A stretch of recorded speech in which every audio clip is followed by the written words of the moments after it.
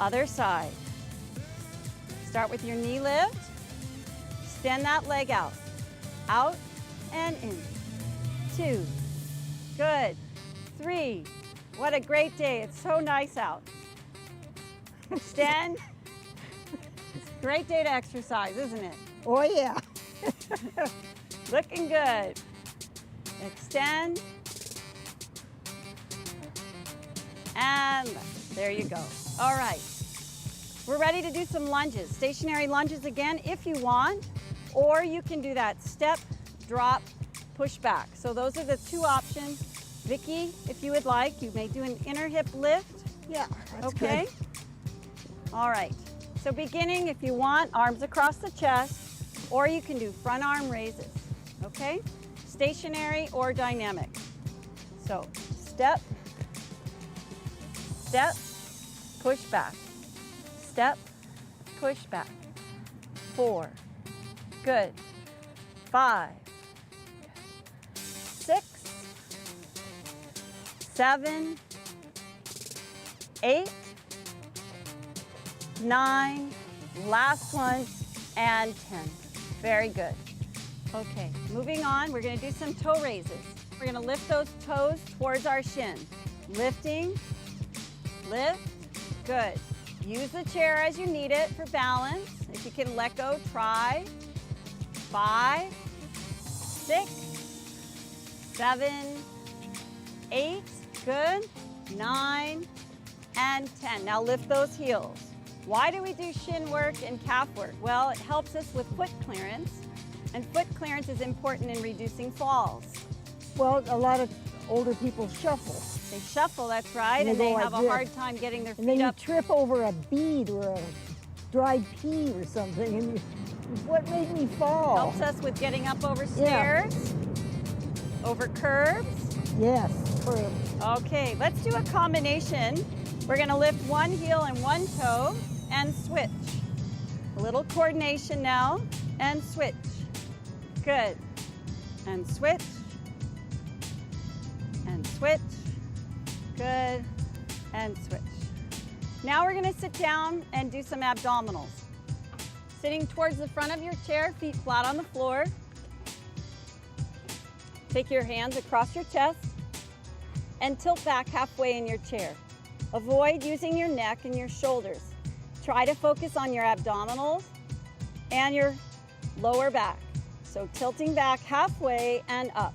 We're not quite touching the chair and we're squeezing forward, hinging at the hip. Good, keep breathing regularly. Last one, and up. Now lean all the way back in your chair and come.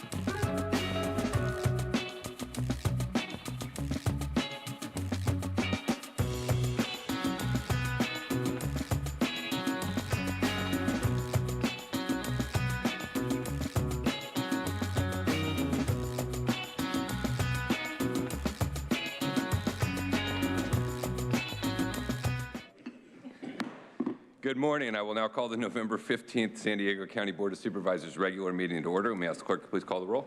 Thank you, Chair Fletcher. Before I call the roll, I would like to note for the record that Vice Chair Vargas is participating via teleconference. As such, all votes will be handled by a roll call vote. With that, I will now call the roll. Supervisor Anderson. Supervisor Anderson? Here. Supervisor Lawson-Remer is absent today. Supervisor Desmond? Here. Vice Chair Vargas? Vargas here. Chair Fletcher. Fletcher here. We will begin today with the invocation. We are incredibly thrilled to welcome with us former Supervisor Greg Cox, and we're honored to have him open us up with today's invocation. Wow, this is a different side of the chamber that I'm looking at today. But thank you for the opportunity to lead you today in the invocation. Dear Lord, we thank you for the opportunity to come together as citizens of San Diego County. We thank the leadership of San Diego County and the employees of San Diego County for the outstanding job that they do in providing those services to the residents of this county. We ask for your guidance and direction to make sure that decisions that are made in this chamber are made in the best interests of all the citizens of San Diego County. We thank you for the blessings that we have, the great weather, the tremendous support that we get from our families and friends, and we thank you for this beautiful, beautiful facility that we have here in San Diego. And, and we thank you again for all the things that you've allowed us to enjoy, and we always look to your leadership and support. Amen. Amen. Thank you, Supervisor Cox. It's wonderful to have you here. We appreciate all of your service to the county and welcome you back anytime.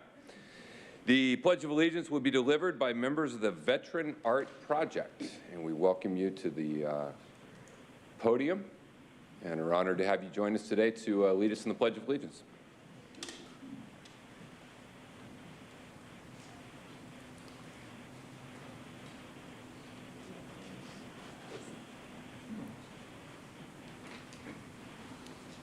I pledge allegiance to the flag of the United States of America and to the republic for which it stands, one nation, under God, indivisible, with liberty and justice for all. Thank you. We will now proceed with our proclamations. I will give the first proclamation to the Veterans Art Project, and accepting the proclamation will be Stephen Dilley.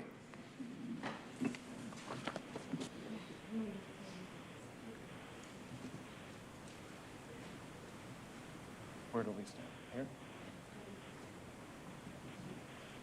I'm just going to turn this over. Thank you. Perfect. Thank you very much for having us.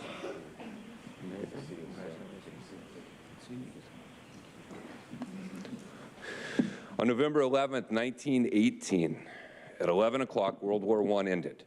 For over 100 years, November 11th has been a day we honor those who bravely serve in our country. It's a day that we honor everyone who served, everyone who wore the uniform. Veterans Day to a lot of us is a personal day, both those who have served, who have had family members who served, now as someone who has a son who's on active duty at Camp Pendleton, and everyone who wore the uniform knows at times that that transition can be difficult. It's a cultural shift. It's a very structured, regimented way of life. Everything makes sense. You know what to wear when you get up in the morning. You know what room to go to. When you go to a room, you know what person to talk to. It is orderly and it is logical. And at times when you get out, the rest of the world seems a little chaotic. Can seem a little bit disorganized. It can also be a little frustrated. I know a lot of veterans also struggle coming from a world where the focus is around service, the willingness to sacrifice for one another. And then at times you get out into a world and culture that doesn't seem to value that in quite the same ways. People not willing to sacrifice for one another. And so many veterans have had their own struggles as they've gone through this transition. And it's a transition that's only compounded. The longest war in the history of the United States is the war in Afghanistan. The second longest war in the history of the United States is the war in Iraq.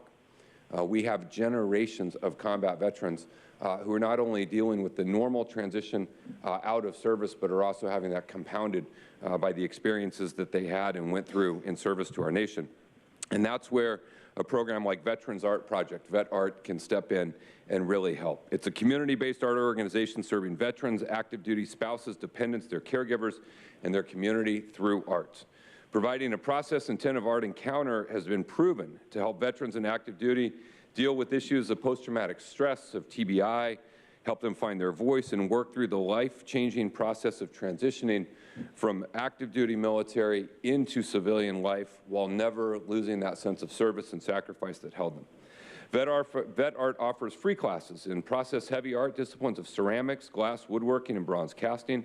They work tirelessly to connect military families and civilians through sharing art making in a safe, relaxed, and fun environment.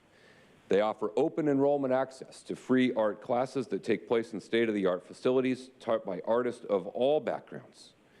They offer artistic support, development, and dignified displays of complete artwork. These dignified displays help increase the greater civilian community and provide a sense of active participation amongst all of those involved. And we're incredibly lucky to have Vet Art founder Steve Dilley with us today. As Steve explains, Vet Art grew out of his own personal sense of artistic responsibility and action. Thank you, Steve, for your vision and all that you do. And with that, be it proclaimed by myself and all the members of the San Diego County Board of Supervisors on this 15th day of November 2022 that we commend the Veterans Art Project for its outstanding service, leadership, and commitment to the health and wellness of county residents, and do hereby proclaim this day to be the Veterans Art Project Day throughout San Diego County. Steve? Thank you very much. Thank you so much. Thank you, Chair Fletcher, and County Board of Supervisors, and everyone that could hear my voice. This has been an amazing process for myself, working with amazing people who just happen to be veterans, who are also amazing artists. Reginald Green, Bruce Fenego, Susan Blackwell, and last but not least, Anthony LeBeau, whose tutelage, mentorship, phone calls, reminding me, and texts, keeping me on task, that has really helped this program develop into a statewide program that is unique to San Diego, but is also a part of California's creative economy. And we'd like to say thank you to all our veterans that come and participate with us.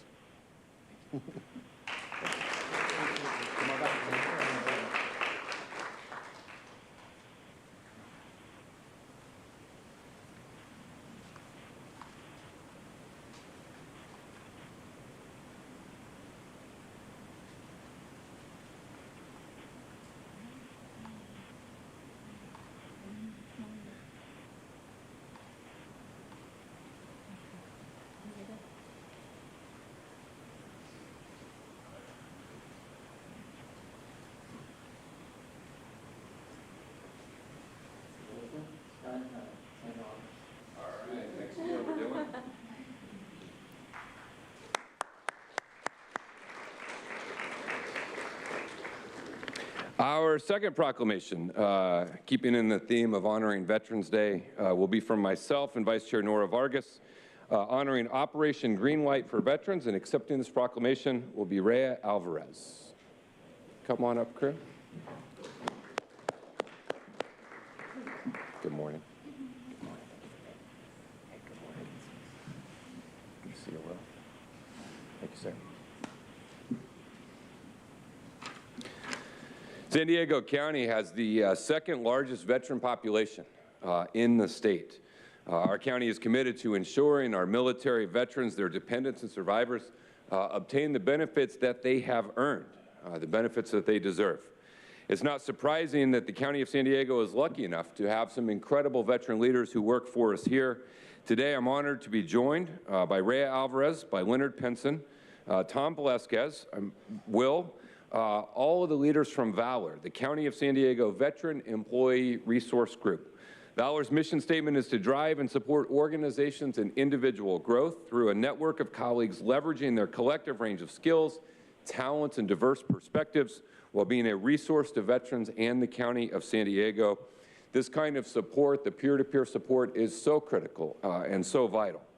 I really appreciate and am proud that as a county, we are taking action to make sure that we hire more veterans, get more veterans involved in our county workforce. I appreciate fellow veteran supervisor Jim Desmond's partnership in these efforts to better develop our workforce and make sure we have more folks like those standing here today.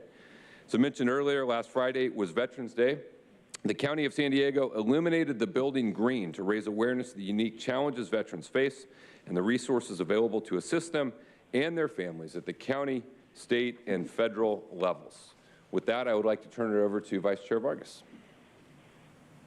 Thank you, Chair Fletcher, and thank you for everyone who's there today. I am at CSAC today, the California State Association of Counties. Otherwise, I would have been there in person because this is such an important proclamation for me.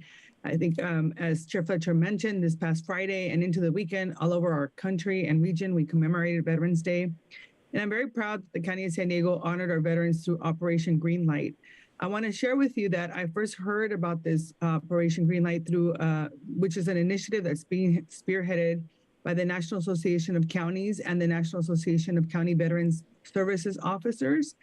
And it really gives us an opportunity to highlight the work that continues to be done every day, collaborating with local, national, and federal partners. These partnerships help ensure that former service members in our communities have access to the resources they need to thrive and not just survive.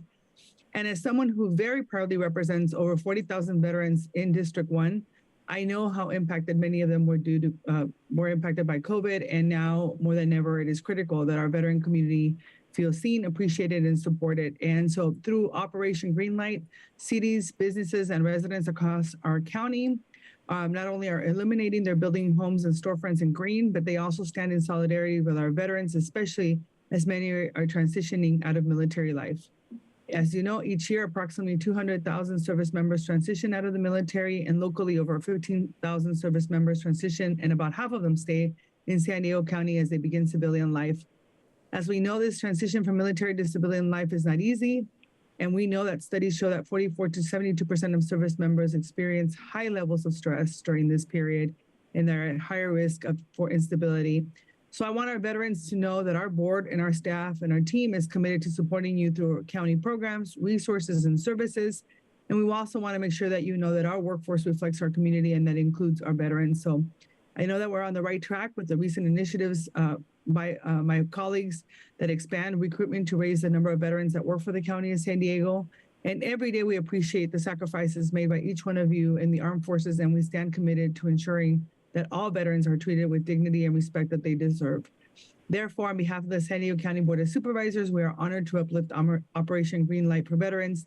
And it's my honor that we're recognizing today Valor, the County of San Diego's Veteran Employee Resource Group, because all veterans throughout the county and veterans who work every day to protect our freedoms at home and abroad deserve this recognition. So it is my pleasure to turn it over to Ray Alvarez from Valor to accept the proclamation.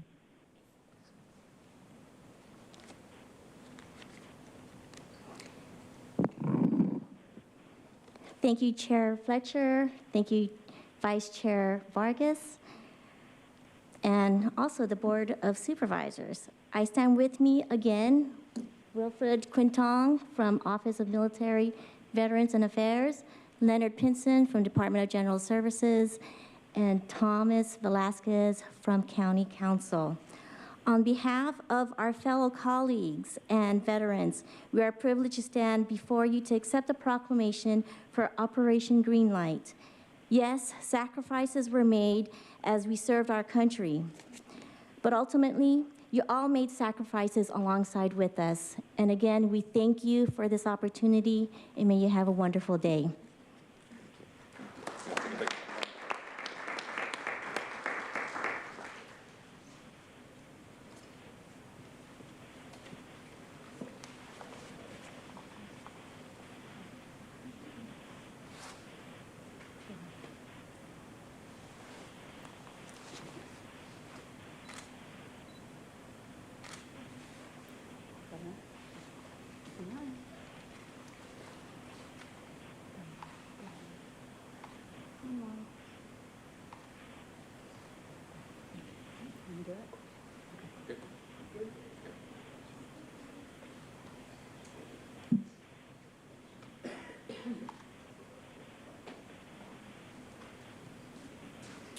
Our third proclamation will be from Vice Chair Nora Vargas, honoring the San Diego Regional Anti-Hate Crime Coalition. Accepting this proclamation will be Cindy Cipriani, Chair of the San Diego Regional Anti-Hate Crime Coalition. Thank you, Chair. Today, I'm thrilled to be able to recognize, I want to make sure she's there. Can't see. Oh, wait, okay. So today I'm thrilled to be able to recognize the work and mission of the San Diego Regional Anti-Hate Crime Coalition.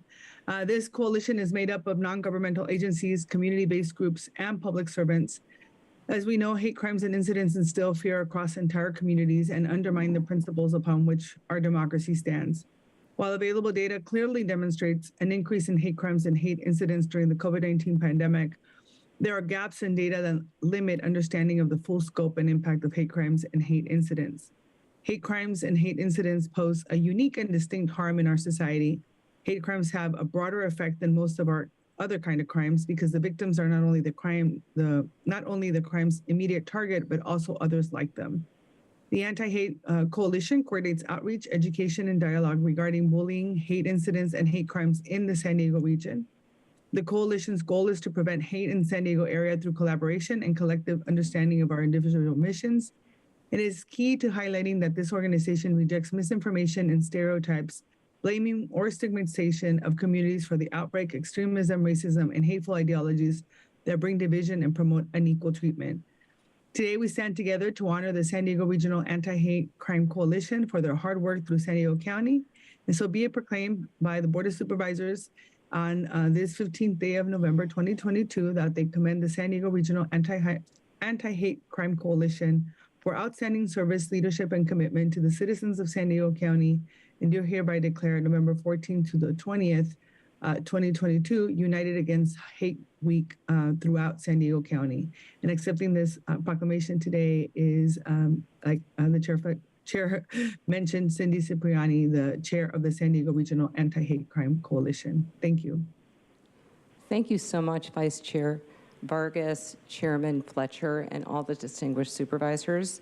On behalf of the coalition, I'd like to introduce a few people who are accompanying me, and that would be Chastity Urias, our hate crime coordinator, prevention coordinator, and Carol Landale from San Diegans for Gun Violence Prevention, Alicia Williams, who is our hate crime coordinator, assistant U.S. attorney handling all the hate crimes in our office, Matt Brown from Anti-Defamation League, and Yusuf Miller from the Racial Justice and Equity Coalition.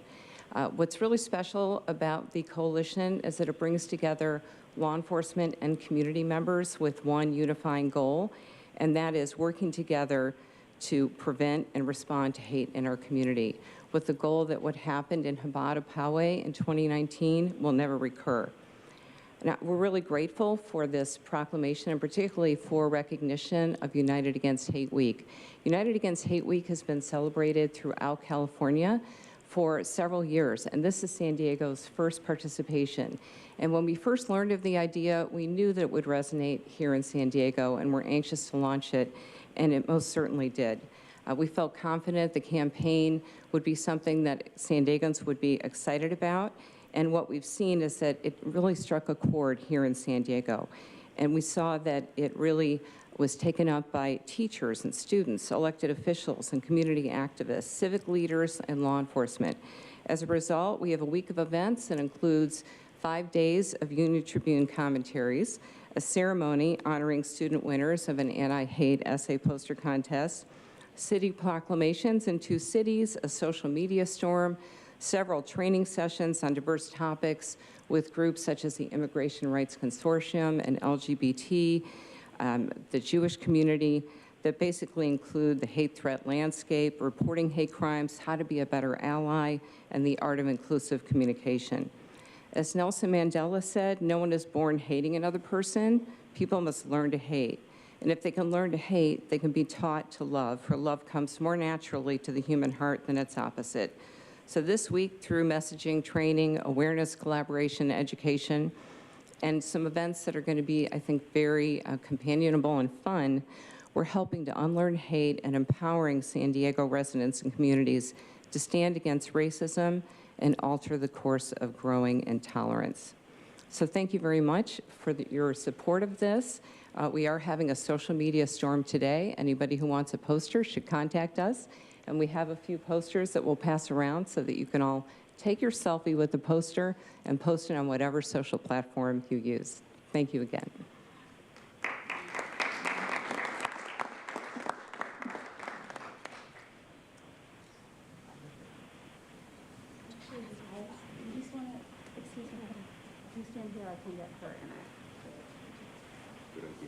Is there a way to tell her? Supervisor Fletcher, can you let her know we're going to put her and Nora in the picture and she can smile in the background? Sure, Vice Chair, they said they're going to put you in the photo, so just smile.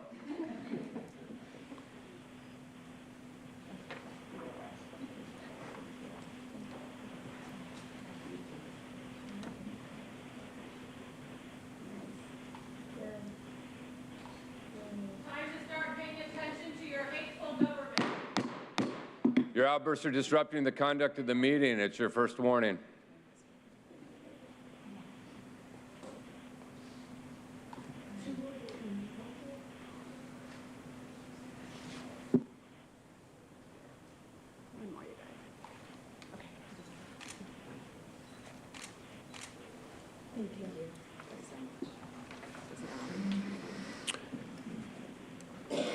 Thank you. Our fourth and final proclamation will be from Supervisor Jim Desmond, honoring the Rincon Band of the Luiseño Indians, native National Native American Heritage Month, and accepting this proclamation will be Chairman Bo Mazzetti of the Rincon Tribe.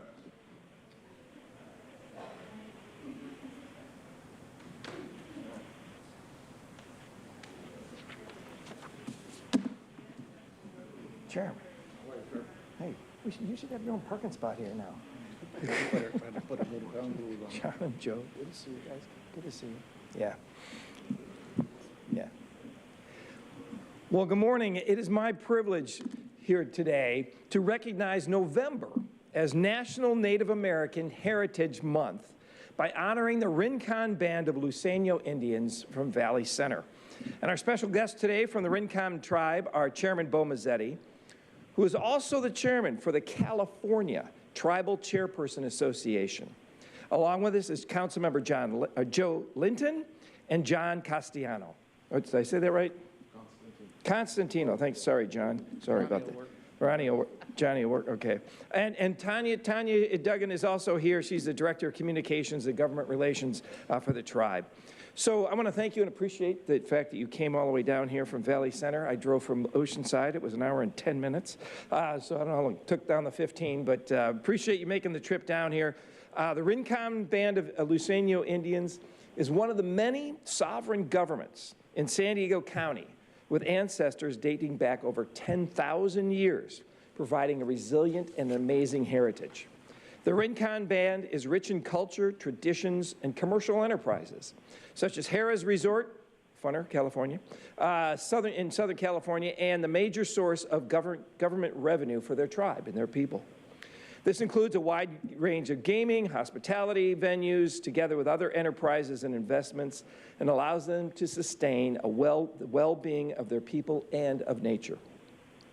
They proudly contribute to the regional economy by providing jobs and investing in surrounding communities through charitable donations. And the Rincon tribe itself donates millions of dollars annually to dozens of deserving organizations that promote the social good and provide a great value to their people and all of the surrounding communities as well. The Rincon tribe have been a great partner in North County. You're normally the title sponsor of many different charity events. I think it's been Tri-City Hospital, the Chamber event, the Grape Day event, and I'm sure there's many more that I'm leaving out, but you've always stepped up and you've always been contributing and always been part of the community and kind of have, we've accepted each other, and it's a great web that we've woven together, I guess, as far as the Rincon tribes and as our neighbor and all of the tribes in North County. But Rincon, you really stand out as far as your donations and your contributions and your leadership. So the Rincon tribe stands proudly by celebrating the past and creating the future, with a strong belief that they're given the opportunity to give back to the community. So whereas the County of San Diego is committed to recognizing and honoring tribal nations who are dedicated to the best ideals of public service, and the Rincon Band of Luiseño Indians is one such worthy tribe. So now, therefore, be it proclaimed by the San Diego County Board of Supervisors on this 15th day of November 2022 that we commend the Rincon Band of Luiseño Indians for their significant contributions, and hereby declare this month to be Rincon Band of Luiseño Indians National Native American Heritage Month throughout San Diego County. So let's give them a hand. I'll give this to you, Bo. All right. I guess here, I'll take it back so you can say same words. Now you took it back already? I know, it's quick. Okay. It's quick. I'd like to say, Mr. Chairman and members of the board, we thank you for this recognition. One of the proudest things we're able to do as our tribe and other tribes in this county. As we came out of poverty, we remembered where we came from. Now we're in a position to help others, and it's one of the most proudest things our tribe can do is help others like we were helped at the time when we had nothing. I thank you.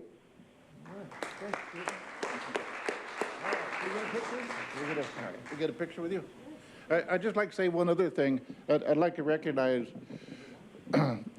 Supervisor Desmond and Supervisor Anderson for their outreach and work on the government-to-government relationship with the tribes in their districts. They're doing an outstanding job, and I want that recognized. Thank you.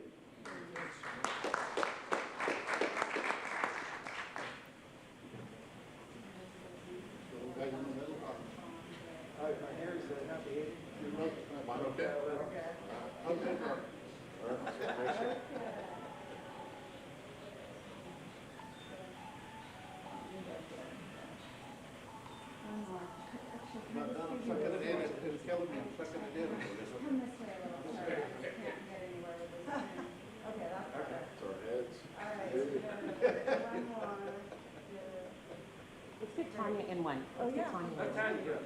Oh, no, Tanya, you go get in it. I'll take it. Come on, Tanya. Oh, yeah.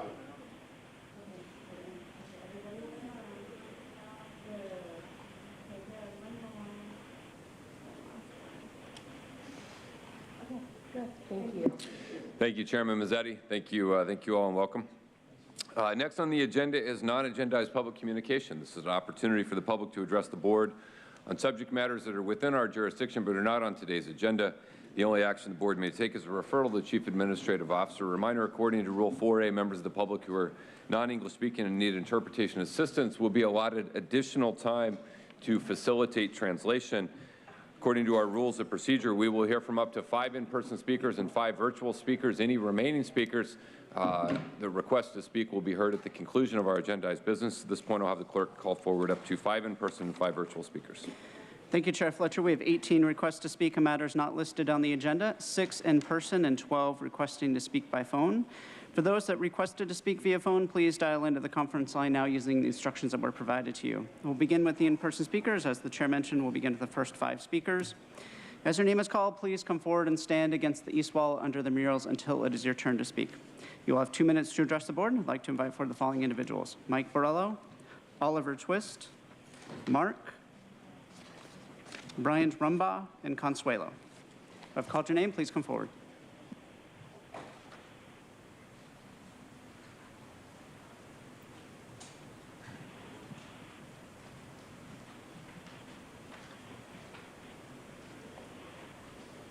I'll ask you to please state your name for the audio record. Sure, Brian Rumbaugh. So, as we've kind of obviously been through an election here in the last couple weeks, or last week, I do want to say that as you guys are sitting here, and we need to understand that the prevalency of our voting system, we have so many people that have pretty much given up on the system at this point. I've talked to so many people, and even last night I had one conversation with someone when they pretty much wanted to vote out every incumbent. This country, truth needs to be a visceral part of our fabric as Americans. During the last couple years, we've obviously been through plenty of things that have been not truthful. And I really am hoping that, I'm hoping that the citizenry really recognizes where they belong in this system, because the absence of them is allowing this to facilitate. As I'm watching you guys spend all this money, all this ARPA funding and all this stuff, really debasing our dollar, you're exacerbating all these problems that you're claiming that you're trying to solve. Homelessness, pretty much every one of them. We need to have in this country a war based off of not fear, but really off of love. And there's obviously a lot of people that were in here today that are veterans. They've certainly been traumatized, and I do wish them, I appreciate their service, and I feel for them. We've allowed this to happen via us not recognizing where we stand as citizens. And that's got to stop. That's really what I was trying to get to. And there's going to be some fireworks this afternoon. I hope you guys, open your ears. Thank you. Next speaker, please. Mike Borello. So if you peruse the social media, you'll find many posts suggesting America is on the verge of a civil war. Although I agree there is great unrest, I do not agree civil war. To be clear, civil wars involve factional disputes, people against people. Indeed, influencers have gone to great lengths to either create or fortify factions and attempt to turn us against one another. They've resurrected racial tension and now invented a spectrum of genders. They create a political divide Democrats versus Republicans, and play elections as though it's a football game, media pom-poms and apoplectic commentators. But too many now see through the charade. Hateful differences between people is an illusion, made up and stoked by tyrants. If anything, great unrest will be a revolution, not a civil war. In a revolution, it's all the people united against the tyrants. The reason I say revolution rather than civil war is historical precedence of 1773, time to throw tea in the harbor again. We are taxed without representation. When there's selections rather than elections, we are not being represented. We are being ruled.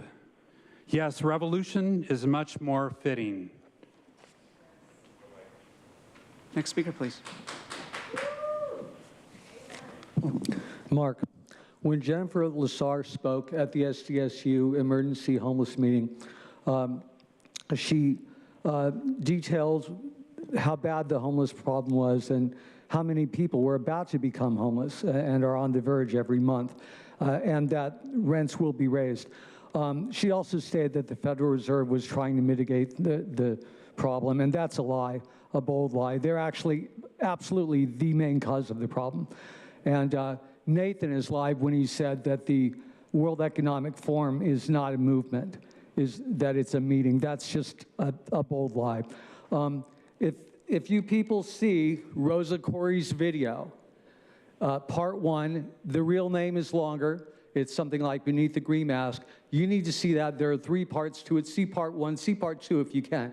Then you'll understand what these people are doing. Of course, the corporations aren't paying people enough, and pretty much half the jobs are large corporations now. So more and more people are becoming homeless. They're buying up our land with our money for their corporation, making money for their salaries and CEOs, while all of us go broke. And it's absolutely disgraceful. You also want to see, besides this Rosa Corey video on YouTube, you also want to see this, Corporation Nation, about how much money they're keeping from you. By the way, Rosa also talks about Sandag, which Jim Desmond was on the board of, and Joel Anderson, I believe, is on the board of now, and how totally evil and against America that is. These people were put in office in their district to do their local little job as supervisors, not to give $100 million grants to Southern California cities to instigate Agenda 21 goals, such as making it so you drive 20% less in the next 2.5 years. You didn't get to vote or have a say in it. Thank you. Next speaker, please.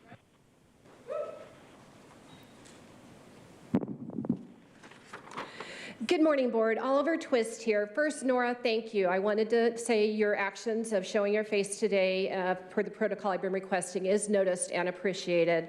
Also, regarding the consent agenda, you packed it again too much. I am requesting that you limit it to 15 or else hold things over to the next meeting. Right now, I'm hoping you can help me reconcile some conflicting statements so we can avoid propagating misinformation. Here is audio from the recent October 25th, 2022 meeting where Chairman Fletcher denied any role in requiring vaccine mandates or imposition on anyone. Yeah, that's correct. We did not. We didn't require it for any jurisdictions. We never required it for our own workforce. We didn't require it for Sheriff's Department or for our firefighters, nor did we put in place anything that required anyone else to do it. So, no, we didn't. But just a year prior to that, then, on October 5th, 2021, he said this. Recommendation 6 to direct the CAO to implement a requirement for all new hire applicants for future employment with the County of San Diego to provide COVID-19 vaccine verification as a condition of employment. So I'm just confused and hoping you can help me reconcile that. I'm not sure if he simply has a short-term memory problem or a predisposition for prevarication. In light of that, I now ask you to revise your rules of procedure to allow the public to respond to comments made by you at a board meeting. You previously tried to gaslight people, telling and denying ever putting anything in place to require the vaccine, and yet when I went to go correct your statement later on another item, you issued a verbal warning to me telling me that I was off topic. Much like the 10th man in baseball, we the people are an essential part of government, essentially the fourth branch. We play an integral role in providing checks and balances on you. So to paraphrase Tyrion Lannister, when you tear out a man's tongue, you are not proving him a liar. You're only telling the world that you fear what she might say. Thank you. Thank you. Next speaker, please. First group, warning, your outbursts are disrupting the conduct of the meeting. Next speaker. Consuelo, take back your power, expose voter fraud. How about wake the hell up? It's just another distraction. It's a joke to think that we actually have the power and say in their system. We've been so programmed in every way, including the belief that feeling anything not pleasant is bad. But the reality is, in order for pleasure, you must experience pain. In order to see the good, you must know the bad. That is why they do things to us to dull the pain, like feed us synthetic pharmaceuticals that have us in a false state of happiness instead of dealing with the reality. Same goes for society and what we're experiencing as a species. Humanity wants to throw their burden and their responsibility onto government. They believe government is the answer. They believe throwing their problems and burdens on someone else, like big government, will dull the pain of having to actually take responsibility for their own lives. But it's all false. We've created our own problems. We've created these tyrants. We've created everything we see that is happening to us today. From big religion to big pharma to even bigger government, they all thrive on our lack of responsibility. They have us believing they have the answer. You want to be close to God? Come to our church. You want to heal? Take our pill. You want to live peacefully? Pay your taxes and do as we say, and you will. This is only what slaves do, not a free man. The false illusion that we are free, the illusion that we get to choose the next master later. It's all synthetic. It's all to keep us in line. It's all to have us not revolt. Give them food in a circus, and they will never revolt. So we've created the problems. We've created these monsters. It's up to us to stop all of it, to stop their agenda, stop being dependent on them. Thank you. Thank you. Your time is up. Thank you. Your time is up. Thank you. Your time has expired. Your continued outbursts are violating the rules of procedure. Consuelo, this is your second warning. Your outbursts are disrupting the conduct of the meeting. First warning. Next speaker, please. We'll now hear from those that requested to speak by phone. When it is your turn to speak, you will be unmuted and you will hear a recording that will tell you to begin your comments after the beep. I'd remind the callers that they should mute their TV or live video stream before they begin speaking. And again, we'll be hearing from the first 5 callers. The remaining callers will be heard at the conclusion of today's session. We'll start with our first caller.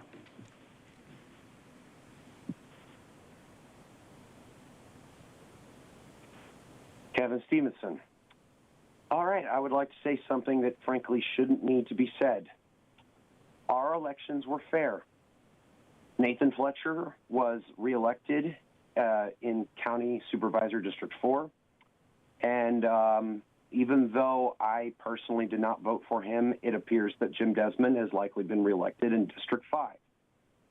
Take notes, right-wingers, that I'm not claiming that the elections were rigged when they didn't go my way, because they weren't. We need to put an end to this voter fraud, garbage talking, these talking points that we keep hearing. We need to end this conspiracy nonsense that we just heard from the likes of Consuelo. We shouldn't have to make such obvious statements, but until Donald Trump came along, this was never up for debate. There wasn't a market for garbage conspiracy films like 2,000 Mules made by Dinesh D'Souza. We wouldn't have stochastic terrorists standing outside the Maricopa County Elections Office. We wouldn't have people intimidating election workers, poll workers, because they know they're going to lose an election. We can't have these talks of a civil war over elections that don't go our way.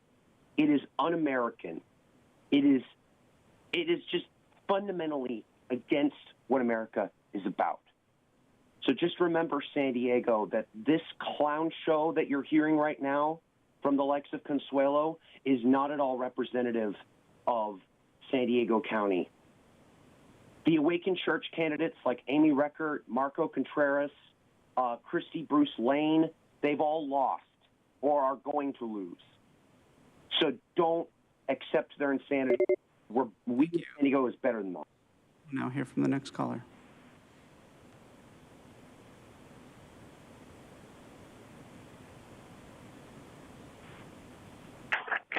Hello, this is Kelly McCormick. I'm a parent and a public health educator. I would like to bring awareness to a complex issue. You've talked a lot about homelessness, and it's important to recognize the role of substance use and mental illness to really get to the source of the problem. Evidence continues to mount linking high-potency marijuana products to harmful mental health outcomes. This is not fear-mongering, just an honest attempt to raise awareness about the data and increase awareness when it comes to mental health and marijuana. The New York Post recently picked up the story about the dramatic increase in hospital emergency visits related to marijuana.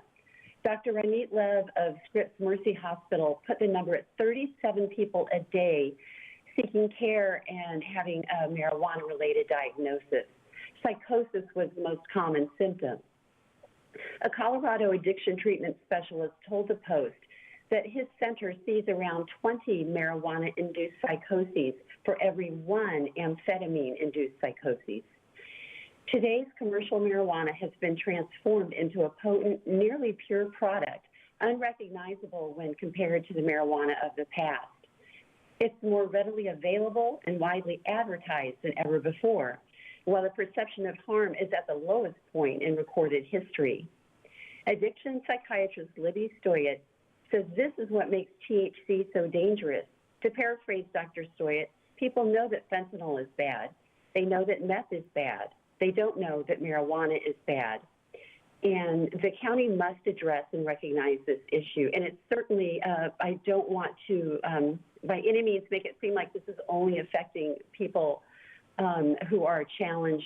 It affects everybody across every strata of society, and particularly our young people, because their brains are vulnerable so much product. Now hear from the next caller.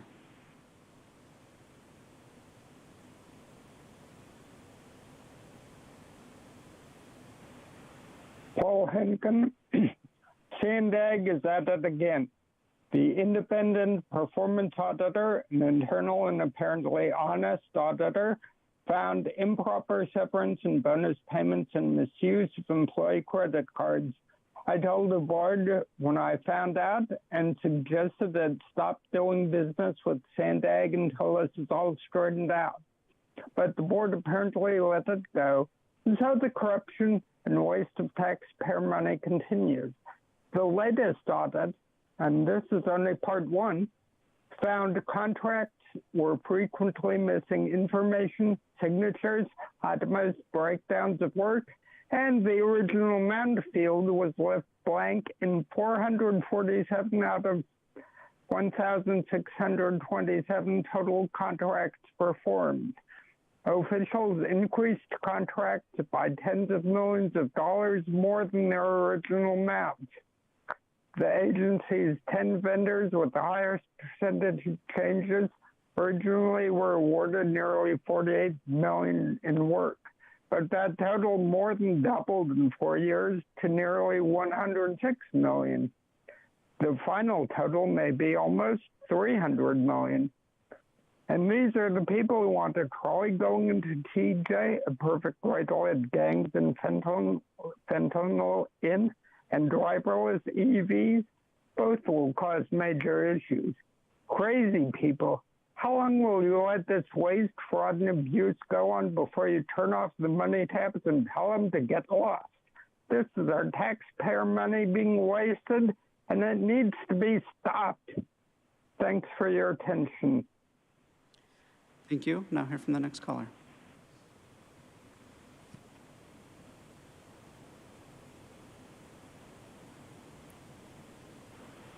Barbara Gordon.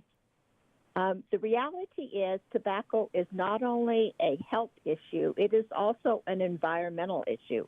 The tobacco industry's negligence is responsible for producing more than just tobacco products. They are guilty of creating hundreds and thousands of pounds of cigarette and e-cigarette waste each year. This cigarette and e-cigarette waste presents a serious threat to the our ecosystem and requires a long-term solution. Cigarette and e-cigarette waste can pollute soil, beaches, and waterways. Studies have also shown that cigarette and e-cigarette waste are harmful to wildlife. We need our politicians and policies that will protect our environment. Tobacco manufacturers need to be held responsible for the extreme amount of waste that these products create, both combustible and electronic. I urge the Board of Supervisors to develop strong local regulations coupled with financial penalties to reduce the amount of cigarette and e-cigarette waste, which are needed to reduce the negative environmental consequences from these products. Increasing consumer awareness of the environmental toxicity and dangers posed by discarding cigarettes and e-cigarette related waste into our waterways and landfills. That would also encourage smokers and vapors to quit using these products altogether as the best way to protect the health and environment from tobacco waste products. Thank you very much. Thank you. We'll now hear from our final caller this morning.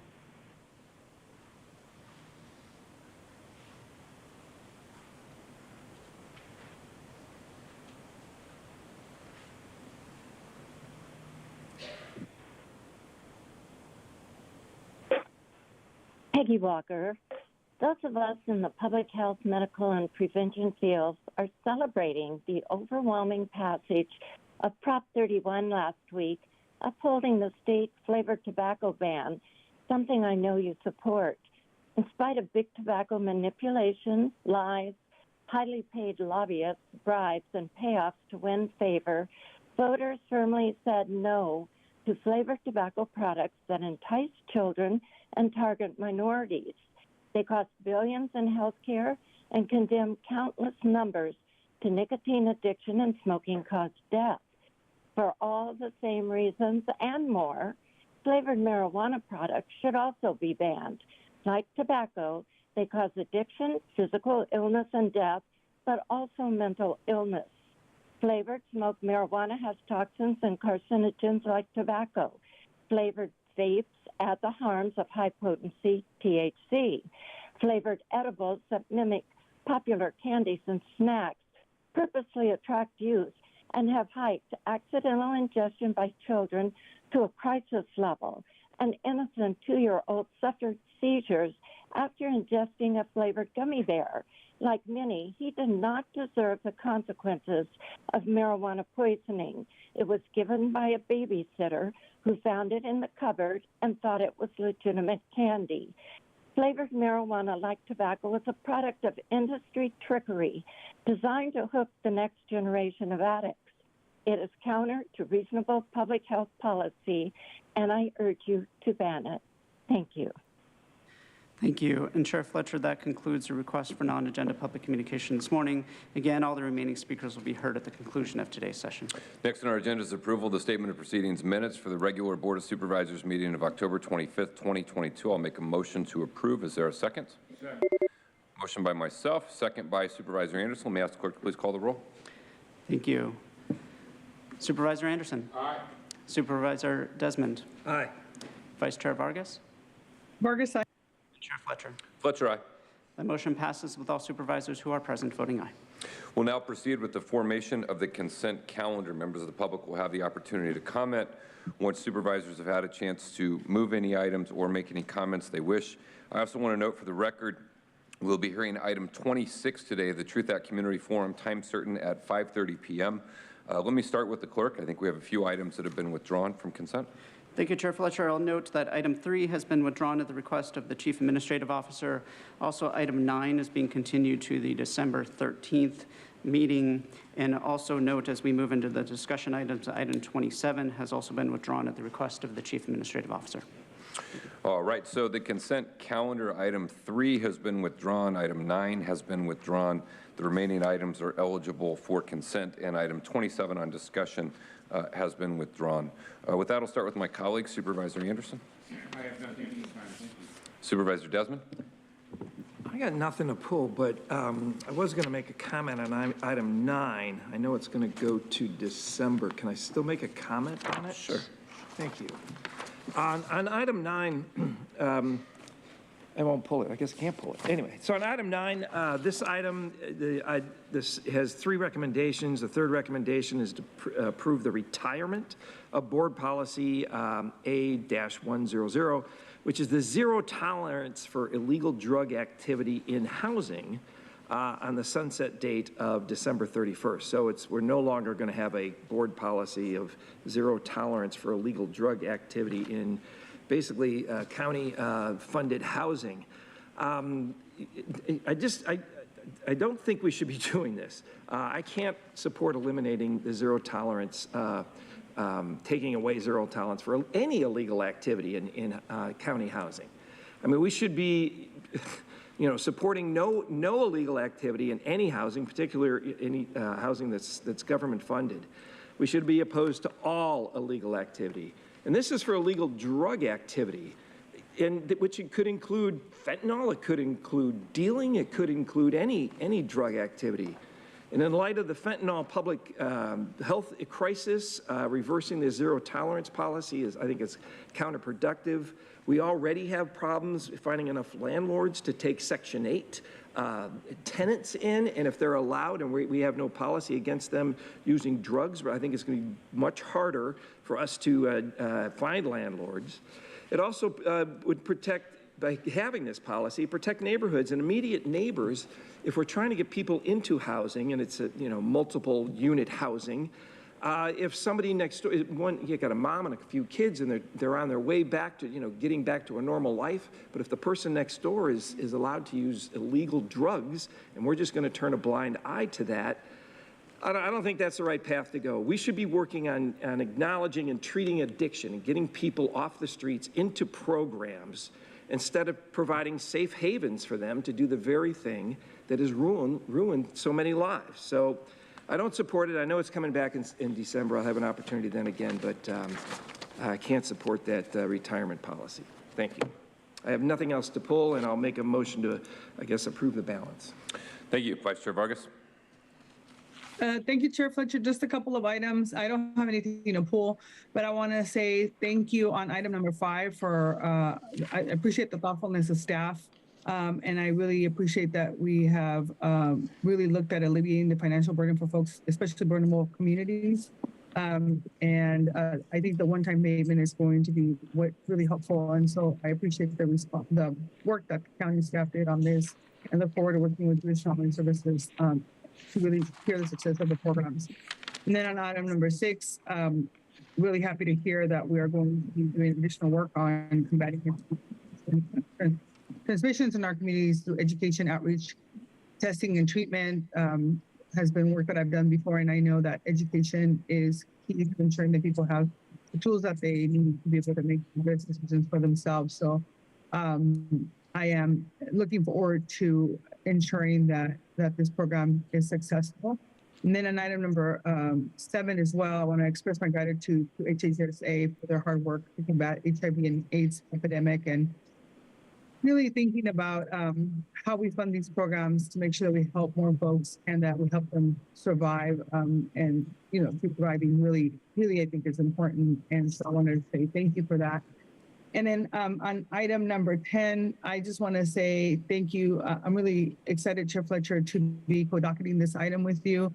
I really want to emphasize the importance of this annual count and what that means to our communities. And, as we declared homelessness a public health care crisis this year, I think the data is so critical and important, and the fact that our, hopefully if it's supported by our colleagues, that our volunteers go out there and they participate in this process and they interact with unsheltered populations, and really trying to figure out how we develop outreach strategies and connect folks to resources to help them get into permanent housing is such an important piece of what we do. So I wanted to say thank you and encourage our team members in the county to participate. And they've been exceptional in the past, but I think if we can get more folks to participate, it would be fantastic. So with that, I'm happy to second the motion. Thank you. Appreciate Vice Chair's partnership on item 10. An important thing. County workers have always been leaders in the point-in-time count, and I think it's appropriate we continue that effort. We have a motion by Supervisor Desmond, second by Vice Chair Vargas, to approve the items on consent minus items 3 and 9 that have been withdrawn. Let's hear from any public speakers. Thank you, Chair Fletcher. We have 7 requests to speak on items on the consent calendar, 3 in person and 4 requesting to speak by phone. Also note that there are 2 individuals that have registered their support of item 19, which is on consent, but did not wish to address the board if the item is approved on consent. Any members of the public that requested to speak on the items on the consent calendar by phone, please dial into the conference line now using the instructions that were provided to you. We'll begin with the in-person speakers. All speakers are in opposition to the consent items. As your name is called, please come forward and stand against the east wall under the murals. I'd like to invite forward Mark, Mike Borello, and Audra. If I've called your name, please come forward.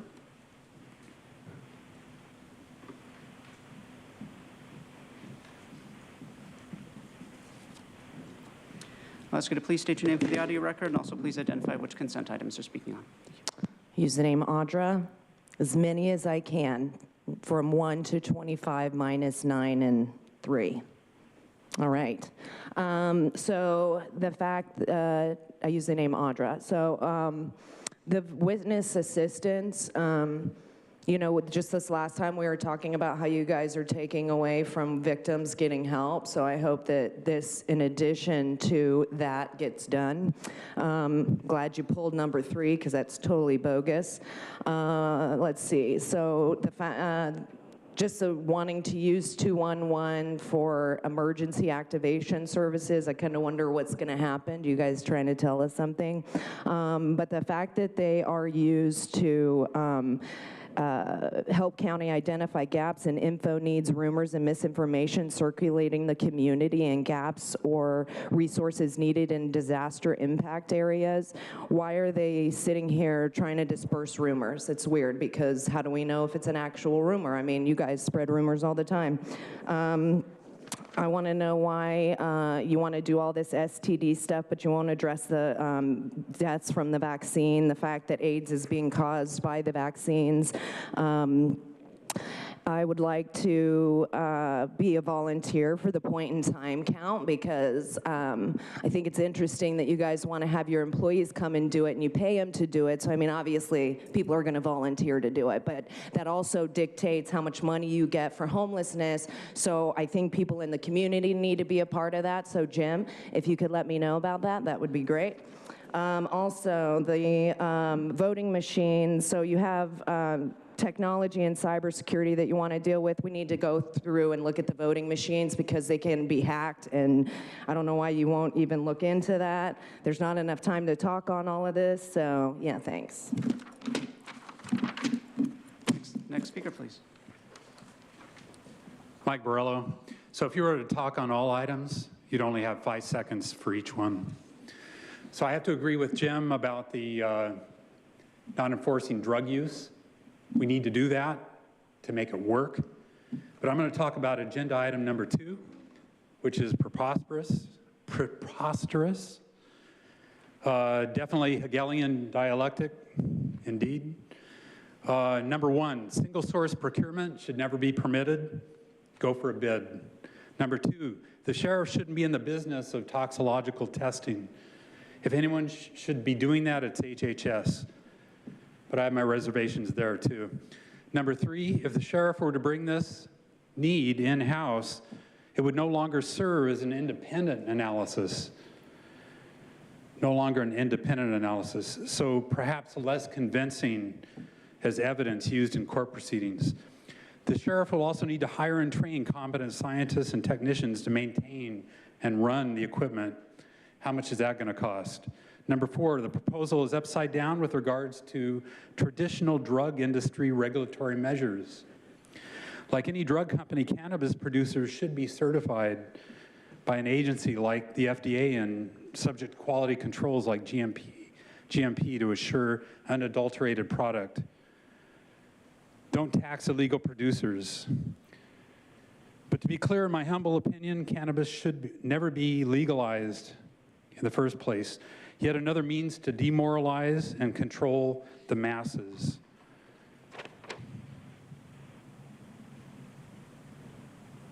$2.5 million. It's crazy. Thank you. Thank you. Next speaker, please. Mark, I'm not right or left, and I'm not part of any group. I'm an individual. And Kevin Stevenson never addresses any of the things I mentioned. He's a freaking idiot. These videos should be viewed on YouTube by everyone. The name's longer. I mentioned it before. In respect to the behavioral health, making people really poor, not paying them enough to have a living wage and buy property, and then stressing them out beyond belief and medicating them and making programs for pharmacopoeia to medicate them is not a good idea or helpful. You buying up our land and renting it for your corporation making money while you guys make incredible salaries. What's Nathan's about 200,000 a year? Isn't that about $1 million every 5 years? Anybody else here making $1 million every 5 years?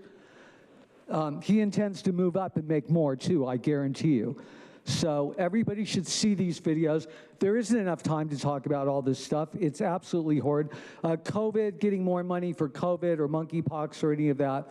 It's all, nobody, just 3 years ago, would have ever considered being told if they could work, leave their house, where they could stand in the store, what they had to do, being stressed out about getting a vaccination they don't want to work and feed their families. This is absolutely the most totalitarian thing ever. And the kids that were 6 2 years ago, in 10 years, they'll be young adults at 16, and they'll never remember anything but this fucking bullshit that's totally un-American and against all sovereignty, both nationally and individually. Again, I'm an individual, not a group. And don't tell me, Nathan, about group warnings, because I'm not a group. Neither is anybody else here. We'll now hear from the individuals that requested to speak by phone. When it is your turn to speak, you'll be unmuted and you will hear a recording that will tell you to begin your comments after the beep. I remind the callers they should mute their TV or live video stream before they begin speaking. We'll start with our first caller.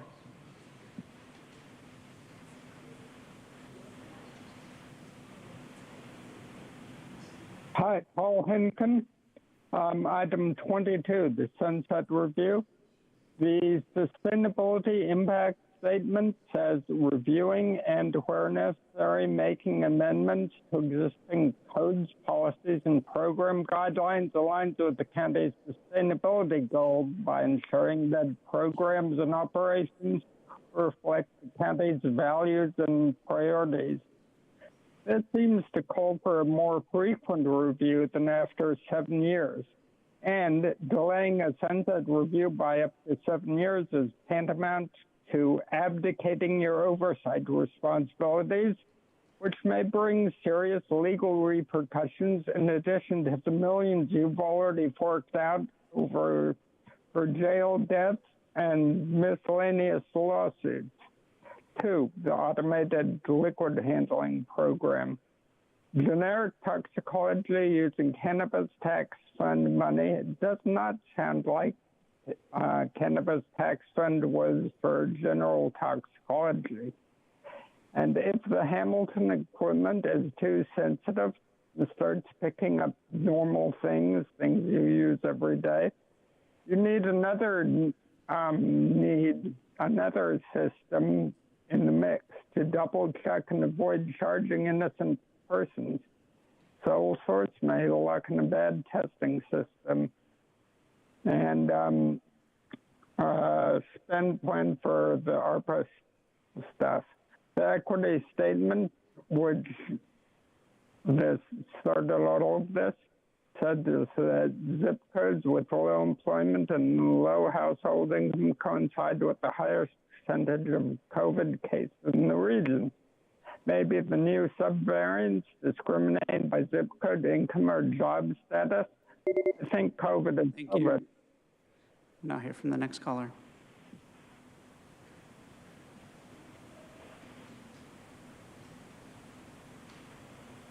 Good morning, Board of Supervisors. Ann Riddle here, parent advocate. I'd like to add thanks for the pulling of consent item 9. I have some of the same concerns that were expressed by Supervisor Desmond. The retirement of policy point 3 or section 3 or recommendation 3 regarding illegal activity in housing, to retire that policy. One of our parent groups has been working with a multi-unit housing complex near our high school. And one of the constant complaints of the families there is the illegal drug dealing that are happening inside their complex and, of course, on the street around them. But what I'm talking about is inside their complex. And our families need the protection from that illegal activity. To remove it would be most unfortunate because it is such a debilitating experience for parents to watch that go on as they try to protect their young people. Thank you for letting me share that perception.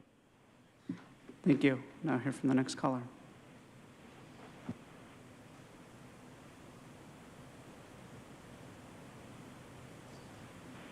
Truth. Item 1 is $4.7 million a year in state debt dollars, pretending to care about crime victims. DA Summer will be put in charge of grant funding, and her crisis response team will respond to mass violence and terrorism incidents. Fun. Item 4 is a contract with InfoLine 211, so they can, quote, help the county identify rumors and misinformation circulating in the community, end quote. Item 5 is American Destruction Plan Act funding for direct socialist checks and basic socialist income rations using the racist equity lens. Items 6 and 7 are both about future funding opportunities. Over $5.8 million has been spent over 3 years on STD programs, yet the numbers are going up. And over $6.6 million has been spent on HIV programs, yet HIV is nowhere near eliminated. Item 10, county head counters will be out looking for homeless people on January 26th, and they'll get paid to do it because federal funding. Item 11, I noticed, Nora, that you haven't filled the NACO meetings into the BOS calendar yet. Why not? Items 12, 13, 14, and 15 are the supervisors spending a total of $1,586,000 on junk, including Nora's scarf and more pumpkin abuse. Item 18, Balfour Beatty Construction can't even keep a $10 million budget for a measly 6 units, and now they want an extra $8.8 million. Item 22 contains 44 attachments, mostly changing county codes to use new made-up language such as they, them, theirs. Item 24, no to Stephen Biddle because he's a fellow at the Internationalist Council on Foreign Relations. No to all these, and no to all women. And Chair Fletcher, that concludes public comment on the items in the consent calendar. For motion by Supervisor Desmond, seconded by Vice Chair Vargas, please call the roll. Thank you. Supervisor Anderson. Aye. Supervisor Desmond. Aye. Vice Chair Vargas. Vargas, aye. Chair Fletcher. Fletcher, aye. That motion passes unanimously with all supervisors who are present voting aye. Going to go to item 27. This has been withdrawn, but we want to give the public speakers the opportunity to speak on the withdrawal of the item. Ask the clerk to please call forward the speakers. Thank you, Chair Fletcher. We have 6 requests to speak to the withdrawal on item 27, 3 in person and 3 by phone. For any members of the public that requested to speak to the withdrawal of item 27 by phone, please dial into the conference line now using the instructions that were provided to you. We'll begin with the in-person speakers, starting with those in favor, followed by the individual in opposition. As your name is called, please come forward. I'd like to invite Mike Borello, Audra, followed by Mark. You'll have 2 minutes to address the board.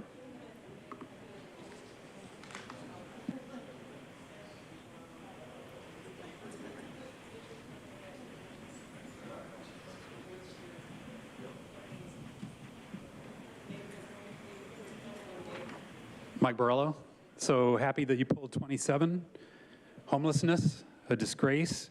How do we reach this point? Policies in particular, housing first. It sounds great, however dysfunctional, perpetuating, not mitigating the catastrophe. Housing throws money at the assisted housing sector to get people back on their feet. The problem is not so much the lack of housing opportunity, it's people and their behaviors. Obama and other advocates promised the Housing First program would end all types of homelessness by 2023. Well, here we are. Clearly, Housing First is an abject failure, resulting in lost lives, increased addiction, and spikes in crime.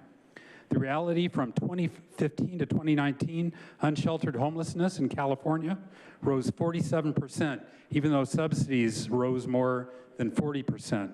We now have 1 in 4 of America's overall population, homeless population, even though only 12% of U.S. population. Why? The policy funds free housing without requiring anything in return from participants, including but not requiring stopping drugs or alcohol, the mentally ill to seek help. It doesn't require recipients to search for work or even to obey the law. Housing First is misguided compassion. The LA Times revealed each homeless housing unit costs $837,000 for small apartment units. How do we fix homelessness? Eliminate Housing First, pass the Housing Plus Act requiring provision for supportive services, prioritize economic self-sufficiency as a metric for success rather than number of vouchers, prioritize funding, mental illness, clinical substance abuse, and job training and retention services, and eliminate building fees and regulations for real affordable housing. Next speaker, please.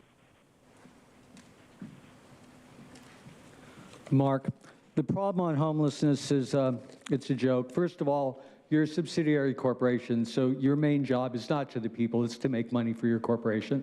It's in direct opposition to by and for the people. People need to see this Rosa Corey video. You won't understand what these people are doing, but I'll try and explain it to you in 1 minute and 40 seconds. Instead of 3D printing little structures, like Appy's Core talks about 1,000 square foot structures for $7,500. You could print a 10 by 10 for $1,000. That means for less than $10 million, you could solve the homeless problem around here altogether and just let them stay there for free in a place like the middle of Fiesta Island and subsidize their water and electricity from our tax dollars. But instead, they thought it'd be great to make money for their corporation and themselves and have us subsidize rents, like 2/3 of the rent in many cases. Of course, they're buying land for their corporation with our money and making us pay for it. And they make all kinds of money on salaries and off into infinity. It'll never end. It'll never solve the problem. And because the corporations aren't paying a living wage, people are literally, more people, as their specialist, Jennifer Lassar, just got through saying at the SDSU meeting, many, many more people are on the verge of, a large percentage actually, of becoming homeless every month. And when the rents go up, which is absolutely predicted and must happen, they will. More people will be homeless, and they'll put more people in their program. And maybe Klaus Schwab's prediction about everyone owning nothing by 2030 and being happy will come true, except it's a lie. Nobody will be happy, and Schwab will own a lot. These people are a scam. They're criminals. Next speaker, please. Username Audra. Glad you're pulling this. You know, I mean, I guess we're not getting to the root of the problem of what homelessness is from.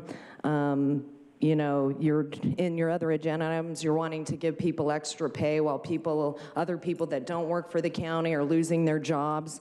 And, you know, you change zoning and you do all these things in order to allow other things like your compact housing, everything's so dense, that's what you want. And, you know, you exempt some people from having to, you know, do the CEQA guidelines or whatever, and some you don't, but you're actually making it so that people will put these on their private property, but they have to buy them from you guys, and it's like another way for you guys to make money in this whole process, and you tend to get and seek millions and millions of dollars for homelessness. and nothing seems to change, but you know, you have to spend that money in order to get more money. But I mean, the problem never gets fixed. And now you're like putting the burden upon people and to put these things on their property, and then they have to maintain and take care of it and follow all the, you know, things that you guys want them to do. I mean, what are you guys doing to solve the problem besides just seeking funds and pushing people down the street and denying people help when they need it because maybe they don't have kids, maybe they can't have kids? It's a problem because all you guys do is seek money in every way possible. It'll be like, this is for homelessness, this is for like behavioral health, but in that same agenda item, we're gonna seek money for homelessness. Please do something about it instead of just getting money and spending it on nothing. And we know this point in time count is gonna be very telling because it's gonna... Thank you. Your time is up. Thank you. We'll now hear from the individuals that requested to speak by phone. Start with our first caller.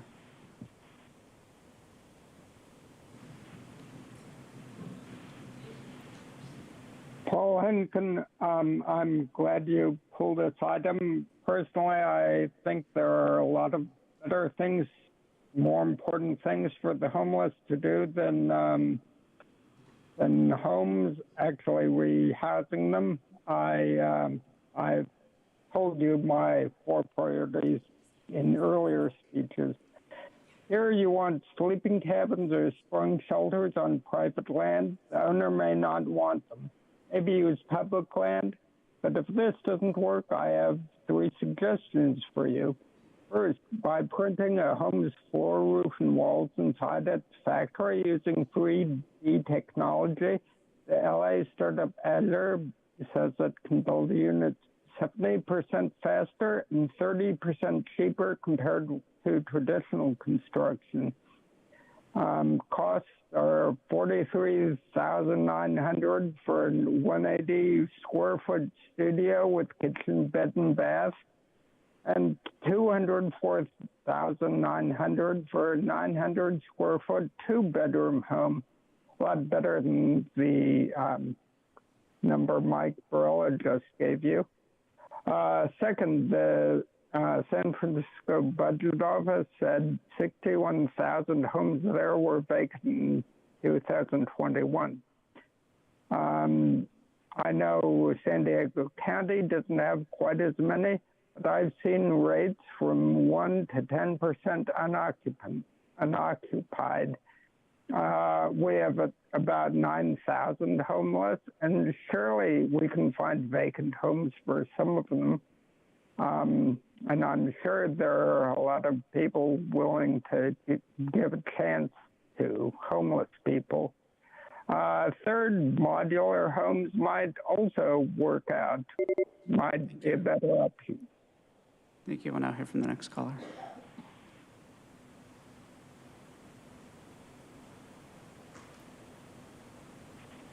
It's truth. Much like in item 10, which said, quote, the count outcomes have multiple benefits, including eligibility to apply for federal funding, end quote. This item is also about, quote, potential funding sources, end quote.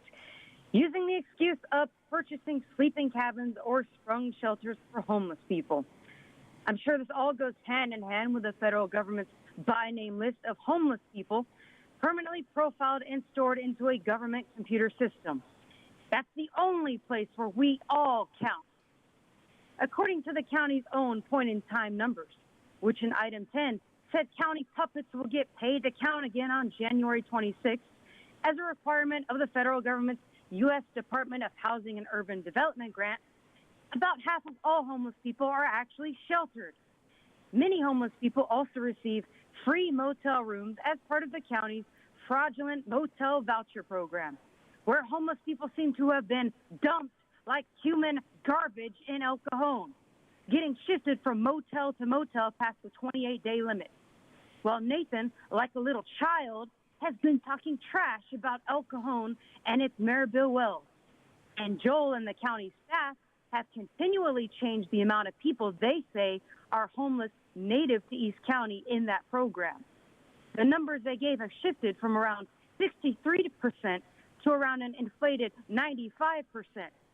I guess when you get caught in multiple lies, you just keep throwing more lies at the wall, hoping they'll stick like the crap they're made up of and by. Here's the reality. We fought on homelessness for a decade, and we have failed. Time and time we've failed. We fought on homelessness for a decade, and we have failed. Time and time we've failed. We fought on homelessness for a decade, and we have failed. Time and time we've failed. Thank you, Chair Fletcher. That concludes public comment on this item. We're going to go to agenda item number 28. Oh, Supervisor Desmond. Just real quick, thank you, Chair, I appreciate it. And I want to commend my colleagues, Supervisor Anderson and Vargas, for their proactive ideas in bringing this forward. But as we go forward, we're identifying stakeholders and partner organizations and private companies to build these cabins. I want to make sure staff does not approach this as a one-size-fits-all throughout the county situation. What may work in Supervisor Anderson or Vargas's district may not work in North County. And I want to make sure that the criteria we account for in the surrounding neighborhoods and consider the stakeholders in the community. And I'm just concerned that if we get people in different cabins located at different private locations, most likely churches, that if they're kind of spread out and there are 2 or 3 here, 2 or 3 there, that they may not, the people living there may not get the wraparound services from the professionals that they need. So I want to make sure that that is accounted. So I hope for all the greatest success with this, and I'm interested to see a pilot program in East County first before we go countywide with it, but I appreciate the new thoughts, thinking out of the box, and looking for other possibilities. Thank you. Thank you. Go to item 28, authorize competitive solicitations amendment to existing behavioral health services contracts. We'll turn it over to team for presentation. Good morning, Chair Fletcher, members of the board. With the support of your board, our agency's services to individuals with mental health and substance abuse disorders, supporting some of our county's most vulnerable populations of all ages, has been a high commitment. Today's item requests authorization for the procurement and extension of a range of services which are critical to sustaining and advancing the ongoing transformation of our county's behavioral health continuum of care. By using a population health approach to identify need, each of these services and programs are uniquely designed to be impactful, equitable, and yield meaningful outcomes in alignment with your board's priorities to systemically address the needs of our region's most vulnerable residents. At this time, I'll turn it over to our Director of Behavioral Health Services, Dr. Luke Bergman, who will provide an overview of this item. Luke? Thank you, Nick. In response to community need, Behavioral Health Services has seen incredible growth in the volume of services needed to be procured. Approval of today's recommendations will authorize competitive solicitations and amendments across a range of service categories and levels to extend existing behavioral health services contracts and to ensure continuity of care within our behavioral health continuum. These contracting actions also reflect our department's commitment to your board's vision of a more inclusive, transparent, and equitable procurement process. With today's actions, Behavioral Health Services is continuing our staggered procurement strategy. Staggering procurements allows us to maintain the continuity of services while also being responsive to needs for new or additional capacity in several ways. It deliberately spaces out competitive procurements and uses strategic extensions to align procurement timelines for like services and levels of care. This is critical for community providers that must manage the workload associated with responding to a procurement, as well as the ramp-up period after contract award. It also builds in spacing between contract execution and start dates, which supports contractor readiness by allowing time for siting, hiring, and community engagement activity before contracts begin. To support today's actions, we're leveraging various funding streams for the estimated costs and revenues ranging between $131 to $175 million annually. We continue to optimize federal drawdown wherever possible. These actions will result in improved access to treatment and care for community members at heightened risk for behavioral health care needs, with a focus on 3 populations: people experiencing homelessness, those with justice involvement, and people across the lifespan, including children and youth with complex behavioral health needs and for whom culturally responsive services are paramount. I'll just say a few words about some of the services that address needs of these populations in particular. For our justice-involved population, the Behavioral Health Collaborative Court model has been shown to be effective in increasing success and decreasing recidivism as individuals transition from custody to community. A total of 142 unduplicated clients were served through this program during the past year. Services are provided countywide and include intensive court services and community supervision by the Superior Court and Probation Department, mental health and co-occurring treatment services, including medication, prescription and management, case management and support, and attaining stable housing and employment. For our clients in need of mental health and/or substance use services who are experiencing homelessness, we continue to provide supportive and recuperative services, offering either short-term or permanent housing, which allows individuals to safely recover and continue to receive the services they need. The Behavioral Health Support Services Program provides on-site services to adults residing at the San Diego Housing Commission's developments. These services include screening, outreach and engagement, case management, housing stabilization, crisis intervention, and care coordination. In the last year, this program served over 380 unduplicated residents, with 95% of residents receiving on-site behavioral health support services. The Recuperative Services Treatment for Transition-Age Youth, or REST program, is designed to improve the mental health and quality of life outcomes of individuals aged 16 to 25 with severe mental illness who are experiencing homelessness and repeatedly admitted into acute or emergency mental health services. The program, which served 52 unduplicated clients this past fiscal year, connects transition-age youth to all needed services and provides a supportive environment to encourage recovery, healthy social connections, and to accomplish personal goals. For individuals with severe mental health and/or co-occurring substance use services, we have 3 services up for procurement. Biopsychosocial rehabilitation programs provide treatment, rehabilitation, and recovery services. These services are available to anyone in the county who needs them, with this procurement focusing on programs tailored to the Asian American, Pacific Islander, Hispanic, Latino, and Middle Eastern communities. Over 1,800 clients at 4 clinics in the Central and East region were served by these programs over the past year. The Central Region Urgent Walk-In Program at the Jane Weston Center offers urgent mental health services and assists in reducing the number of individuals going to emergency rooms or emergency psychiatric units solely to access medication and services. Substance use outpatient treatment services for all 6 regional recovery centers incorporate evidence-based treatment and recovery approaches. Programs include case management, connection and medication-assisted treatment, and support with attaining the appropriate level of care, employment, and stable housing. Individuals served include transition-age youth in addition to adults and older adults. In total, these 6 programs serve more than 9,000 unduplicated clients with critical mental health needs annually. In conclusion, today's items request that the board authorize competitive solicitations, awards, and the amendments of behavioral health services contracts, and here to take any questions. Thank you. I'm really pleased to see all of the continued work that we're doing and the progress that's being made, the investment our county is making in behavioral health services, and so positive step forward. I'm happy to make a motion to approve. Is there a second? Second.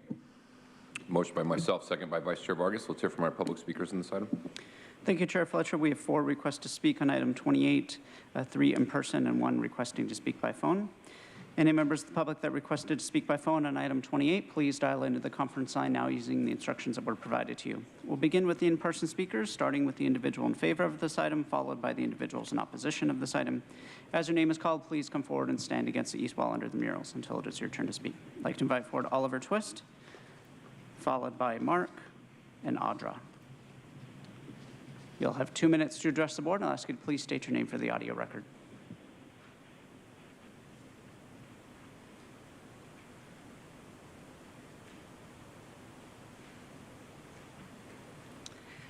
Good morning, Oliver Twist here. I again bring to this board's attention the growing and shocking number of fentanyl overdose deaths, including the tragic and far too early death of Cassidy Hopwood, only 17 years old. Her body was found March 13th of this year, but sadly was not identified until just this past week. I again now adamantly demand, under the umbrellas of equity, transparency, and social justice, that you create a county-wide fentanyl dashboard for deaths and overdoses, sorted by zip code and including age and gender. We have a right to know where people are dying and which communities are suffering the greatest harms. As a basis for comparison, I went to the county's COVID dashboard last night, and if my numbers are correct, which I believe them to be, but I'm very open to correction if not, the slider mechanism showed countywide there were 1,808 COVID deaths in 2020, 2,719 in 2021, and so far this year, 1,011 deaths from COVID. Contrast those numbers with deaths from fentanyl, which last year was 812, but that number was already surpassed just midway through this year.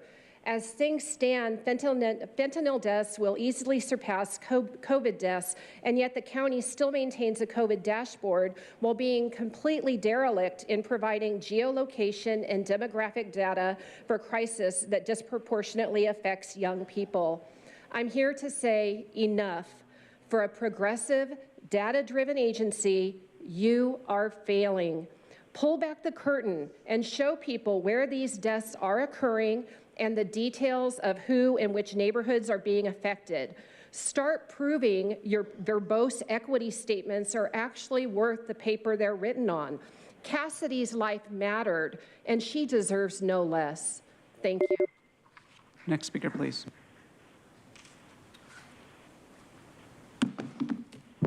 Use the name Audra. So it's just kind of, I feel like you guys want to weaponize behavioral health against the people. Of course, it's good to help things like that, but also things that you guys are doing are causing people to have, you know, mental breakdowns or what have you, losing their jobs, their homes, different things. You know, losing their family members from dying from a vaccine that's totally deadly and can create chips inside of you, but, you know, we're totally full of shit. But this is, you know, you guys talk about, you know, conservatorship and stuff like that. I feel like this leads into that for where you guys can take control over people because you're even, you know, referring incarcerated people to behavioral health. So like, I've been incarcerated. Nathan, we know you think I need behavioral health issues. So it's what would stop you from being like, we need to put her in that, you know, $1.4 million room that we created? I mean, when you guys talk about people having behavioral health issues because they don't want to get vaccinated or they dissent from your agenda, it's kind of terrifying to think about what you could do, including having a conservatorship over people. And you're not even addressing the issues of like why these people have problems and the fact that you're creating a lot of them with your policies. And it's like we just kind of leave those people behind because you don't want to address why they're actually having issues. And so it's just, I just don't feel like you guys should have your hands in this kind of stuff. And like Mike said, you shouldn't be doing single source contracts. So, anyway. Hope you like my shirt. Next speaker, please. Mark, this is just more privatization. You're actually making money off of people who are mentally ill. And of course, they're mentally ill and stressed out after losing their home and family, et cetera. I actually have a friend whose father was a very, very reputable psychiatrist, and he was very upset and wrote a paper a long time ago, decades ago, about the transition that, of course, pharmaceutical companies will give universities so much money, they'll just add a wing onto the university, but they have to put things in their textbooks, et cetera. So now all the doctors are just looking for which pill to give their patient. And he was upset that pharmaceutical drugs used to be used as an absolute last resort after 6 or 8 months of intense psychology without any drugs, just trying to help the person, cognitive therapies and such. And instead, it was transitioning to you've got 15 minutes with a patient, and what pill is he going to walk out of here with? And not only that, but even when they got drugs a long time ago, they weren't meant to be used for more than a year. This was standard in psychiatry, and now it's changed so much that people are on psychiatric drugs forever, maybe some of you running our council and being our supervisors. Anyway, it's really a bad idea to give someone that's got a private interest in making money for their corporation control over taking people's funds or doing conservatorships on them. It's the very idea of it is so evil, and then just drugging them. I personally have seen people who the medications did much more harm than good. Start out bipolar, wound up schizophrenic. Thank you. We'll now hear from the individual that requested to speak by phone.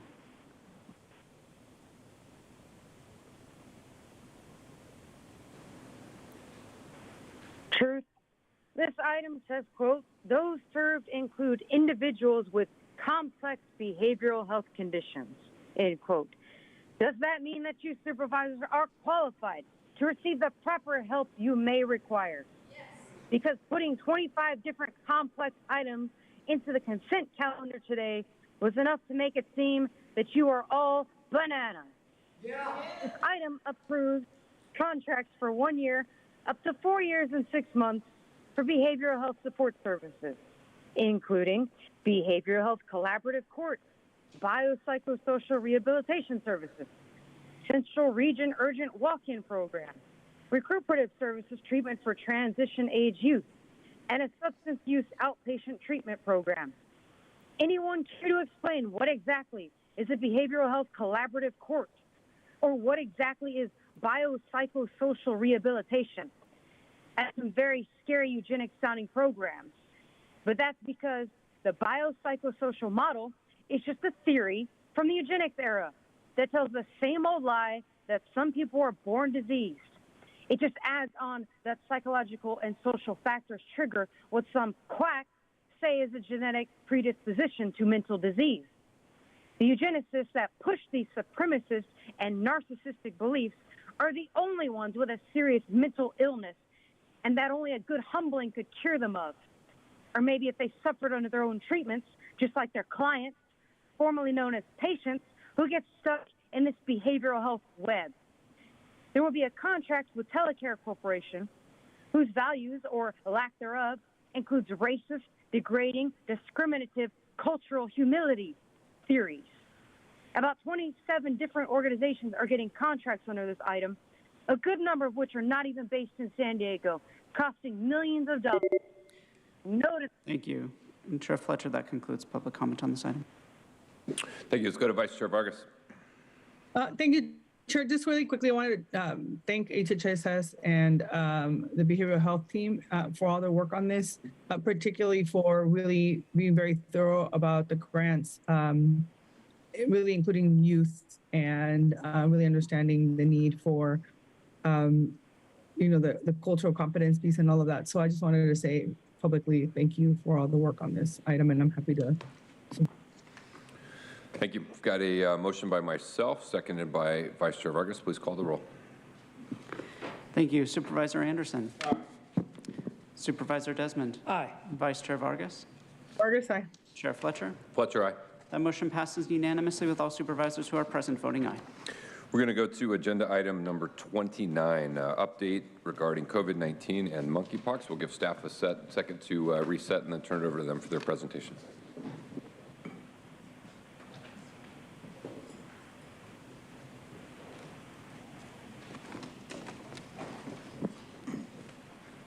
Chair Fletcher, members of the board, your board continues to support our county's immediate response to communicable disease events, outbreaks, and emerging infectious disease threats. Through countywide collaboration, we continue to make significant progress in addressing COVID-19 and monkeypox, also referred to as Mpox, with sustainable approaches to test, trace, and treat San Diegans. In fact, thanks to these collaborative efforts with our community partners and the support of your board, we felt confident to allow the Mpox local health emergency to expire on November 10th of this year. We continue Mpox response efforts in testing, treatment, and vaccinations, as well as community engagement with the focus on ensuring access for the most vulnerable populations. Today, I'm joined by our public health officer, Dr. Wilbur Wooten, who will provide a public health update regarding the COVID-19 health emergency, as well as Mpox outbreak the flu, and RSV. Additionally, our Public Health Services Director, Dr. Liz Hernandez, will share details of our local MPOX education and outreach efforts. And with that, Dr. Wu. Thank you, Nick.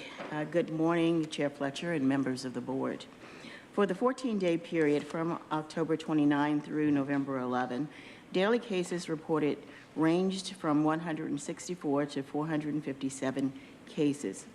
The average number of cases for the week of October 29 through November 4 was 272, and the average number of cases for the following week of November 5 through November 11 was 311. The percentage change was an increase of 14% between these 2 weeks. This is compared to a 20% decrease in cases over the 14-day period prior to the last presentation to your board on October 11. Hospitalizations slightly increased by 9%, going from 122 to 133 admissions. The average of daily deaths increased slightly between the 2 time periods, going from 0 to 1 death between the 2 weeks. In addition, we have also seen an upward trend in the viral detections for COVID-19 seen in wastewater.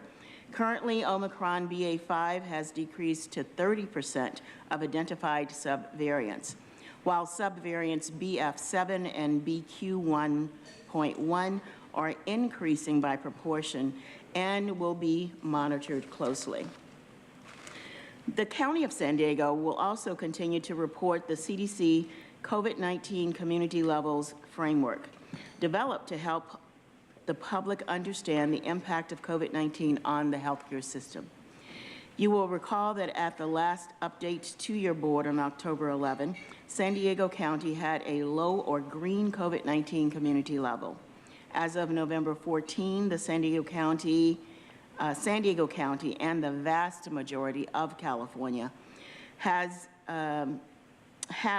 a low or green community level.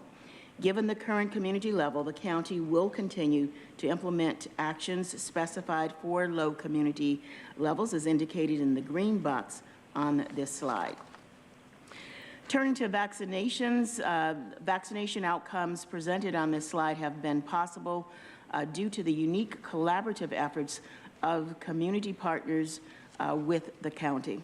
As of Wednesday, November 9, over 8.1 million vaccine doses have been administered to individuals 6 months of age and older. Over 2.68 million, or 80.3%, have received their primary vaccine series. Over 1.49 million booster doses have been administered to eligible county residents, which is 59.8% of individuals who are eligible for a booster dose. This includes 343,812 bivalent boosters, or 13.8% of individuals who are eligible. The bivalent vaccine includes protection against the original COVID-19 virus and the current Omicron subvariants. It is important for everyone that is eligible to receive the booster. Now, as of October 31st, 2022, available monoclonal antibody regional centers, or MARCs sites, have changed. The MARC at Claremont Friendship Center closed on November 1st. The MARC at Vista Community Clinic will provide monoclonal antibodies as long as the supply remains, and Family Health Centers of San Diego at Hillcrest will continue to administer monoclonal antibodies during the month of November. When the MARC model was developed, there were no oral medications to treat COVID-19. Now, persons at high risk for serious outcomes from COVID-19 have several options for outpatient treatment, as indicated on this slide. A total of 15,066 monoclonal antibody infusions across 10 sites in San Diego have been administered, serving the community 7 days a week. in regional outpatient settings, again, throughout San Diego County. And this has been since the first site opened on February 9 of last year. Treatment is available at no cost to those who are medically eligible, regardless of health insurance or immigration status, prioritizing persons who are uninsured or underinsured. Now, this slide shows current influenza and respiratory syncytial virus or RSV trends. Focusing on the left graph, we can see confirmed influenza cases already sharply increasing at the end of September, much earlier in the season compared to previous years. As of November 5, 5,471 confirmed influenza cases have already been reported. This number is 19 times higher than the same time last year. RSV is not reportable, but here you can see the number of cases provided by Rady Children's Hospital. Focusing on the graph on the right, we can see that RSV began to sharply increase in mid-August. Through the end of October of this year, 1,020 cases have been documented. While RSV is one of the most common causes of childhood illnesses, annual infections and outbreaks occur in all age groups every year. There is no FDA-approved vaccine for RSV at this time. Now, as the winter season approaches, other respiratory viruses are worth closely monitoring. This slide shows the CDC's outpatient influenza-like illness activity map with the data through Saturday, November 5. Influenza-like illness is defined as having a fever plus cough or a sore throat. The map indicates that the southern regions of the United States currently range from high to very high activity levels. California is indicated as having high influenza-like illness activities. In addition, local trends for RSV are increased. A higher number of cases for influenza and RSV are extremely concerning. Both are also occurring earlier in the year than typically expected. And with respiratory illnesses expected to greatly increase this winter season, the county will continue to monitor national and local data trends. Throughout the past 2 years and 8 months of this pandemic, everyone has continuously been encouraged to be safe. Through a sustained collective impact effort, our partners continue to serve as a critical resource in encouraging safe COVID-19 practices, including vaccinations. We urge everyone to take these recommendations as listed on this slide seriously. You can protect yourself from serious illness by getting the bivalent booster that protects against the latest variants and subvariants that are circulating. By following these actions, everyone can protect themselves, their family members, and their friends. These non-pharmaceutical strategies are also helpful against other circulating viruses, including RSV. Again, the county strongly encourages you to receive or obtain this year's flu vaccine as well as the COVID-19 bivalent booster as soon as possible to reduce severe illness and keep people out of the hospital. Now let's turn our attention to monkeypox or mpox. Worldwide nation, state, and local numbers continue to decline. The current case rates for the United States, California, and San Diego County are shown on this slide. There are currently 28,881 confirmed cases in the United States, where every state now has reported at least 1 to 10 cases. The state of California has reported 5,547 confirmed and probable cases as of November 10. San Diego County, depicted by the red circle, has reported 448 cases as of Saturday, November 11. Analysis of these cases identified that 19 or 4% of the cases have been hospitalized and 14 or 3% are persons experiencing homelessness. Thankfully, no deaths have been reported. This epidemiology curve shows the number of cases by episode date grouped by CDC week, which is Sunday through Saturday. Cases peaked in the first week of August. Weekly cases have continued to decline and are now less than 5 cases per week. Wastewater surveillance also supports a continued decline in viral detections for Mpox. With low and declining numbers for Mpox cases, the Mpox local emergency will not be extended and ended on November 10. This good news is due to the efforts of many community partners, including hospitals, federally qualified health centers, LGBTQ plus nonprofit organizations, city municipalities, and the LGBTQ plus community, as well as county staff members. We could not have asked for a group of more informed, engaged, and responsive partners in keeping our community safe. Public Health Services will continue to monitor the cases very closely and focus on ensuring access to testing, vaccinations, and treatment, especially for vulnerable and at-risk populations, with equity as a focus. To ensure equitable access for those individuals at greatest risk for exposure, vaccination sites are located at hospital system locations, federally qualified health centers, private providers, and community public health clinics. This slide shows the vaccination ecosystem, including a map of vaccination sites throughout San Diego County. Now, there are 4 ways in which individuals can receive an Mpox vaccine.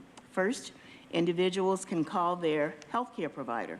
Second, individuals can obtain an appointment for vaccinations at any of our county locations. Mpox vaccinations are listed on the county's website with a section for each day of the week.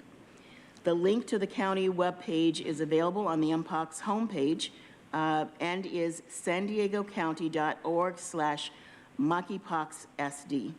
Appointments can also be made by visiting My Turn, but we are also allowing walk-ups for county vaccine events at the Golden Hills Community Club.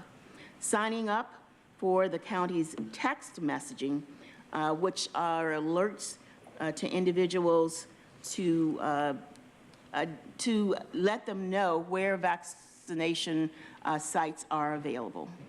Third, outreach for higher risk individuals is being conducted in partnership with community-based organizations who outreach to their clientele to schedule appointments at county vaccine clinics. This process contributes to the county's equity-focused clinic outreach efforts.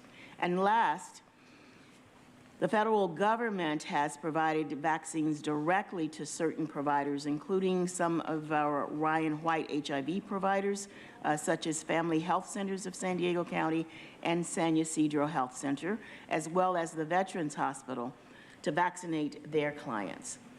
Now please welcome Dr. Elizabeth Hernandez, who will provide an overview of our local responses related to Mpox education and outreach efforts. Thank you, Dr. Wooten. Our social media efforts continue to be a significant resource in this response, serving as a key method of providing Mpox education and outreach information. Over 8,500 individuals have been reached via posts related to Mpox. There have been over 6 million impressions or views of the digital posts, and digital outreach efforts have resulted in almost 120,000 views on the Mpox website page.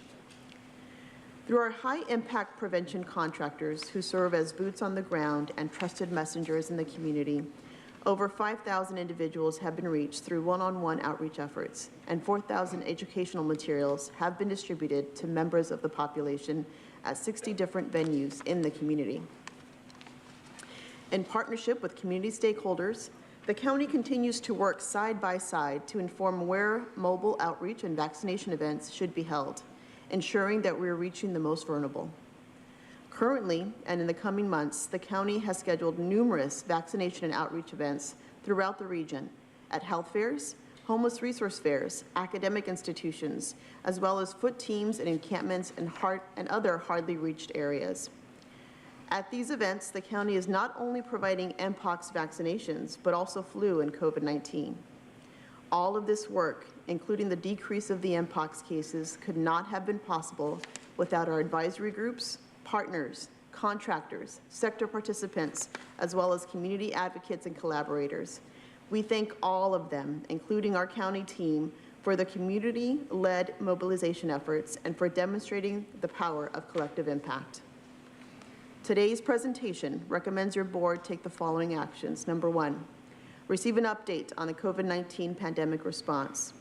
2, in accordance with Section 401, authorize a competitive solicitation for specimen collection, testing, and resulting services for COVID-19 and other infectious diseases. 3, receive an update on the Mpox outbreak response. 4, authorize the acceptance of approximately $1.2 million in funding from the California Department of Public Health to aid in the distribution of Mpox vaccines, tests, outreach, and education and treatments. 5, ratify actions taken by the Director, Department of Purchasing and Contracting in response to the Mpox local health emergency to execute a contract for Mpox testing, treatment, and vaccination administration services with Family Health Centers of San Diego. And 6, adopt a resolution entitled Resolution Authorizing Continuance of Teleconference Public Meetings pursuant to Government Code Section 54953. Subject to your questions, this concludes our presentation. Thank you.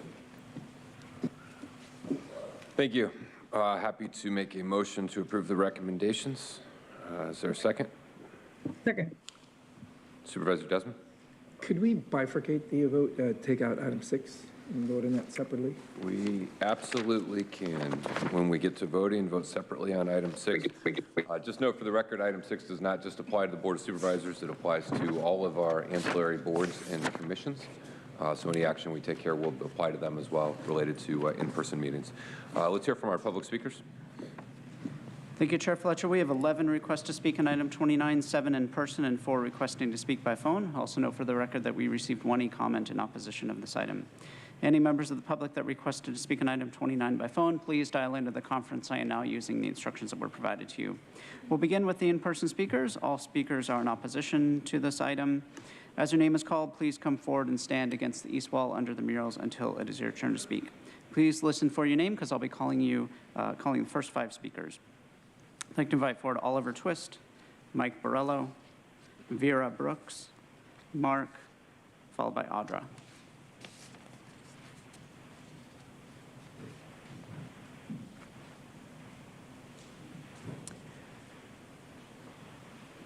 If your name has been called, please come forward.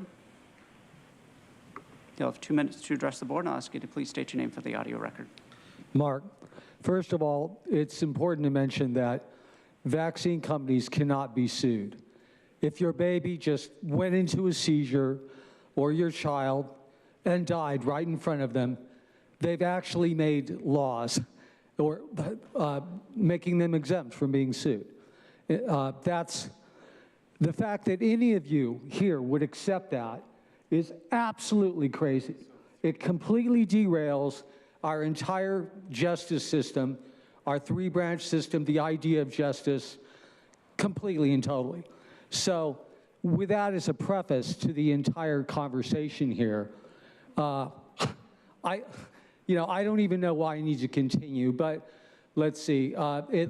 Obviously, according to Wooten's graphs, it seems there are a lot more influenza infections and such since the COVID vaccines, which, while I'm not going to say conclusively it's been proven that it can weaken your immune system, there is serious speculation by some scientists that it does and can and has.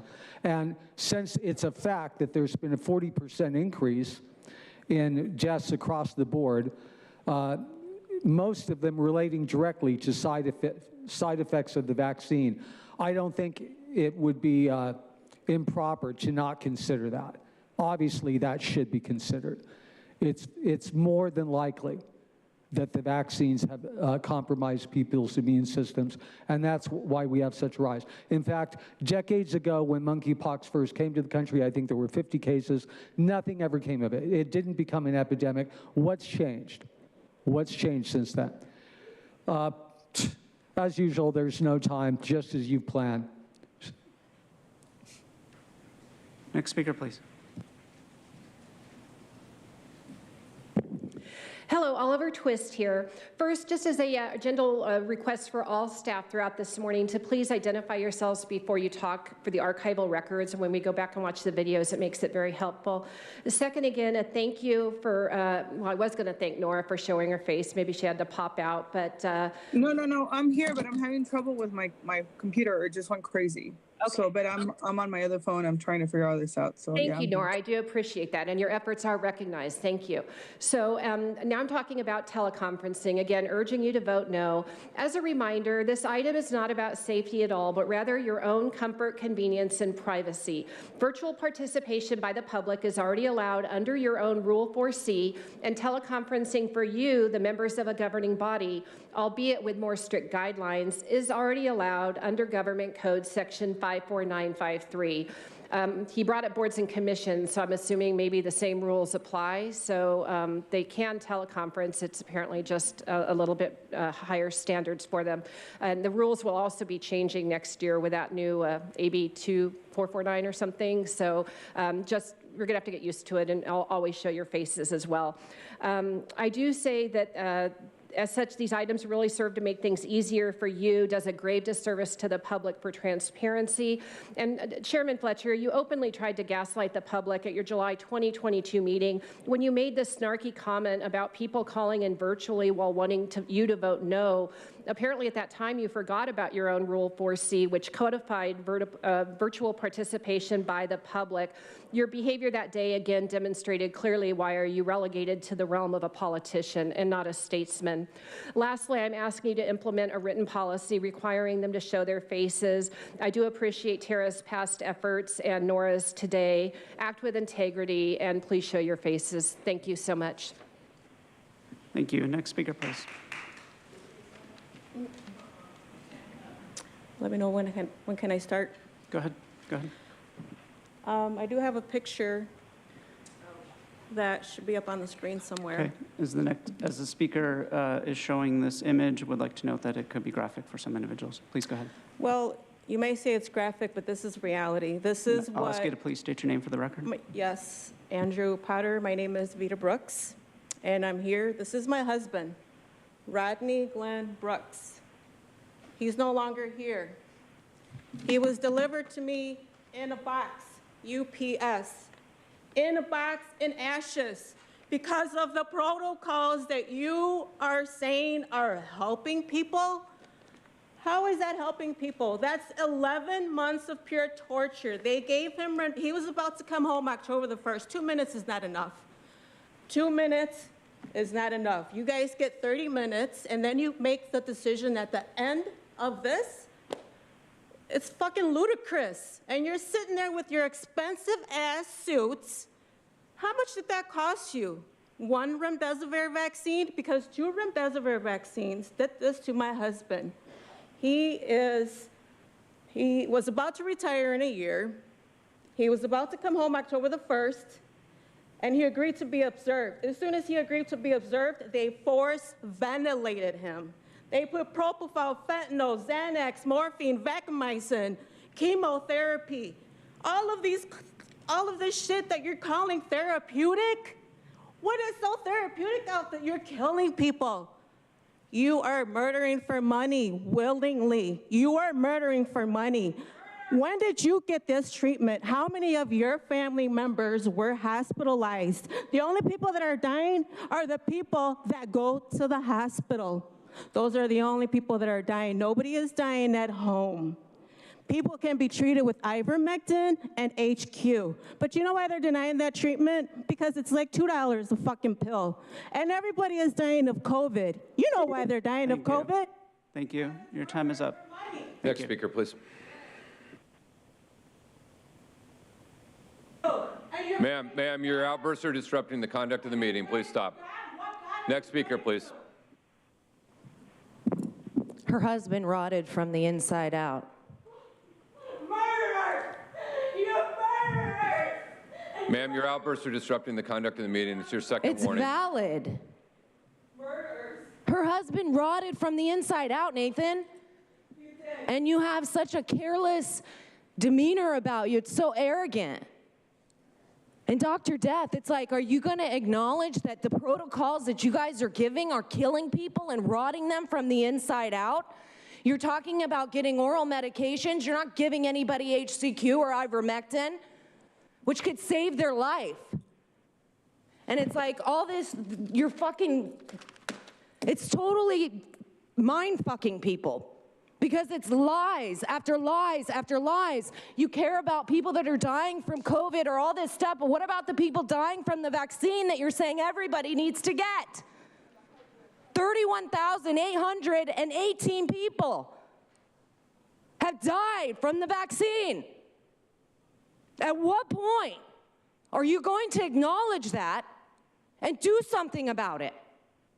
Instead, you're pushing it. You are Dr. Death. You are no different. This is treason against the United States. You guys are killing people with these vaccines, and you say everybody needs to get vaccinated. And if we don't, what are you going to do? You could put us in a camp. You could do whatever, Nathan. You've talked about getting everybody vaccinated and making sure that it happens. And look at what's happening in the hospitals. They're murdering people. They're harvesting their organs. You think we're full of shit? Stop my time. Stop your time. Stop your time. Stop your time. We're going to follow the rules of procedure. We're not going to interrupt the speakers when they're here. If you continue to have outbursts in the chamber, you will be removed from the chamber. You have your opportunity to speak. You use that time when you come down to the podium. When your time is up, you will not disrupt additional speakers, nor will you disrupt the proceedings of this meeting. Continue with your time. I should get 3 more seconds. Because you interrupted me. That's what's happening, is you're interrupting people saying it's somebody else. This is so crazy that you guys won't acknowledge this kind of stuff. Then you send the sheriff out to surround me because people are upset from what you're doing. Thank you. Your time is up. Next speaker, your time is up. If not here, you guys will go straight to hell. For the record, the speaker was Audra, and as the next speaker is approaching, I'll call the remaining speakers in person, Consuelo and Veronica.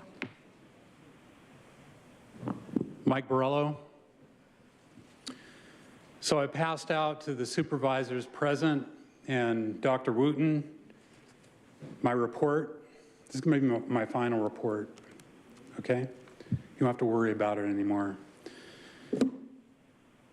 February last year, I stood out in the hallway here. It was actually Audra and Dr. Eric McDonald, and I asked them about the deaths that were occurring because of vaccination. At that point in time, VAERS was reporting about 1,200 deaths. And as Audra said, there's like almost 32,000 right now. Well, that's an underreported figure. And actually, VSafe can't record death. And I have an email from the CDC saying that they do not record deaths in VSafe. You can't. If you die, you can't text your death. It can only be done on a cell phone. You need to read this report. It's a body of evidence. You need to listen to what's going on in United Kingdom right now and what's happening in Germany, the excess deaths. Why are people dying? They're not dying from COVID. They're dying from all kinds of diseases, including respiratory syncytial virus, because their immune systems have been wiped out by these vaccines. And you never report on it. You don't report on the vaccine injuries. It's not in your record. You look at cases, you look at number of vaccinations, but you never record the injury and death that occurred from the vaccines, never in your reports. And I asked for that for a year, over a year. And you don't report on it because of vaccine hesitation. Then more people won't get vaccinated. But people are dying, they've been injured. There's a lot of injured people on these vaccines. Thank you. Your time is up. Next speaker, please. Body of evidence. Consuelo, the FDA receives 45% of its annual budget from the pharmaceutical industry. The World Health Organization gets roughly 50% of its budget from private sources, including Bill Gates and Big Pharma. The CDC is a vaccine company. It owns 56 vaccine patents and buys and distributes $4.6 billion in vaccines annually through the Vaccines for Children program. That's not science, that's business. Many people today are giving away their freedoms, their health, and their morality in an attempt to overcome their fear of death. The day they decide to give all these things of value away is the day they really died. Walking around soulless, empty, and cowardly is a fate worse than death. Nobody just suddenly dies mid-game on a soccer field or mid-song or on stage or mid-speech or on a radio show for no reason. We all know exactly what's causing it. The day is getting closer that many people are going to wish they had listened instead of unfriending, blocking, and mocking. People think we're conspiracy theorists. I'm good with that. I'm actually a realist. It's the mind capacity. I see what you don't. I say what you won't. Fact, we conspiracy theorists are trying harder to save your life than any doctor or government ever has. Let's make one thing clear. The experts were never wrong. They were always lying. Big difference. Nobody is just suddenly, okay, I already said that. Okay, I already said that. Fuck.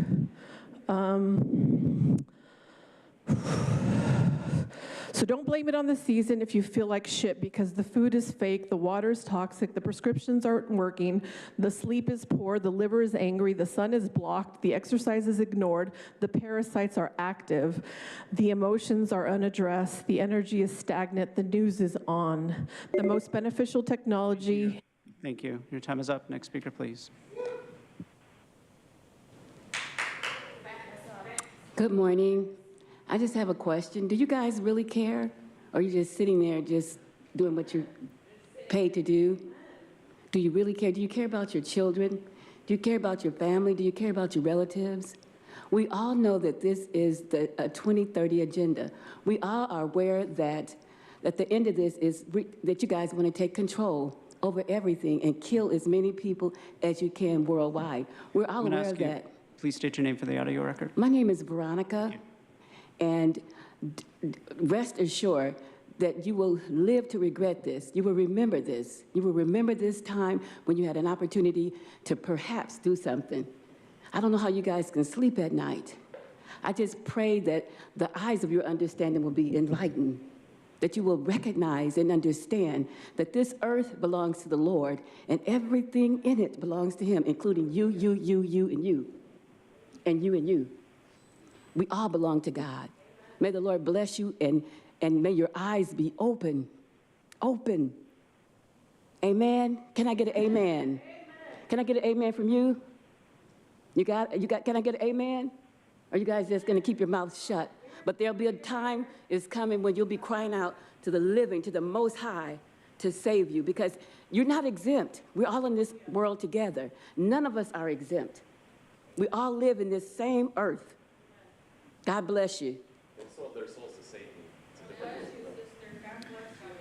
We'll now hear from the individuals that requested to speak by phone. When it is your turn to speak, you'll be unmuted and you'll hear a recording that will tell you to begin your comments after the beep. I'd remind the callers they should mute their TV or live video stream before they begin speaking. Start with our first caller.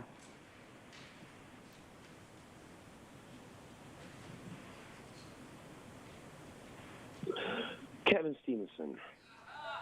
So I was going to say, oh, yeah, I can tell how welcome I am. Thanks. So I was going to mention, shut up. All right. I was going to say how I've actually been sick this last week with that flu that's been going around, the flu that Dr. Wooten was talking about. Thankfully, it's not COVID. I tested negative, but I'm extremely thankful to be vaccinated. And let me tell you, stories like the one that I just heard disgust me. Andrew Potter, you should be ashamed of yourself. You are a vile, disgusting human being for the nonsense that you spewed. You know how I know your story is fake? You promoted ivermectin. Ivermectin has not helped anyone with COVID. Ivermectin has proven over and over and over and over to do nothing. You know why? Because ivermectin is a tapeworm medication. Whether it's for horses or humans, it doesn't matter. Ivermectin has been proven study after study after study after study to do nothing for COVID. Look, I get that everyone has a different experience. I get that people have comorbidities. I get that maybe the vaccine is better for some people than others. But I cannot stand it when people manipulate people's emotions and call people murderers over bullshit that is constantly debunked and not at all true. I hope you're making a lot of money off your grift, bitch. Go fuck yourself. You are a disgusting, vile individual. God damn it. All right, I'm done. We'll now hear from the next caller.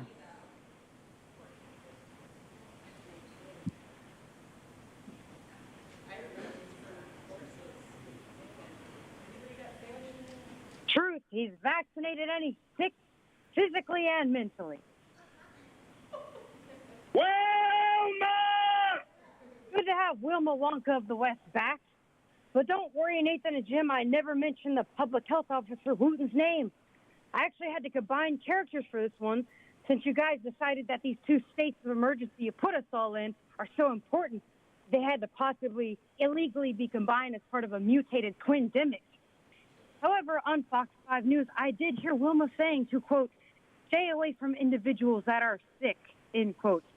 Well, that's exactly why I call in Wilma, to keep myself sane away from sick people like you and these supervisors. So about $1.2 million more from the California Department of Public Health will be spent for moneypox. $2 million has already been wasted on this second fraudulent emergency so far. So sometimes I clean hit things up around here, but I really can't take much of this item seriously because, 1, the item doesn't yet collect checks on RSV. Without a triple demic, you guys are failing to swing for the fences of the ultimate money buckets of debt dollars from the state and federal government. 2, more people have died from fentanyl poisoning. And 3, just listen to what Jim said on August 16th. So the longer I think that we drag this emergency out, the next time that we have an actual emergency, people are just going to tune us out. And that's what's so weird, Jim. You're like, next time there's an actual emergency, people aren't going to buy it. That means this is bullshit. These emergencies that you keep us in. The really stupid variant is contagious amongst these supervisors. No again. Now hear from the next caller.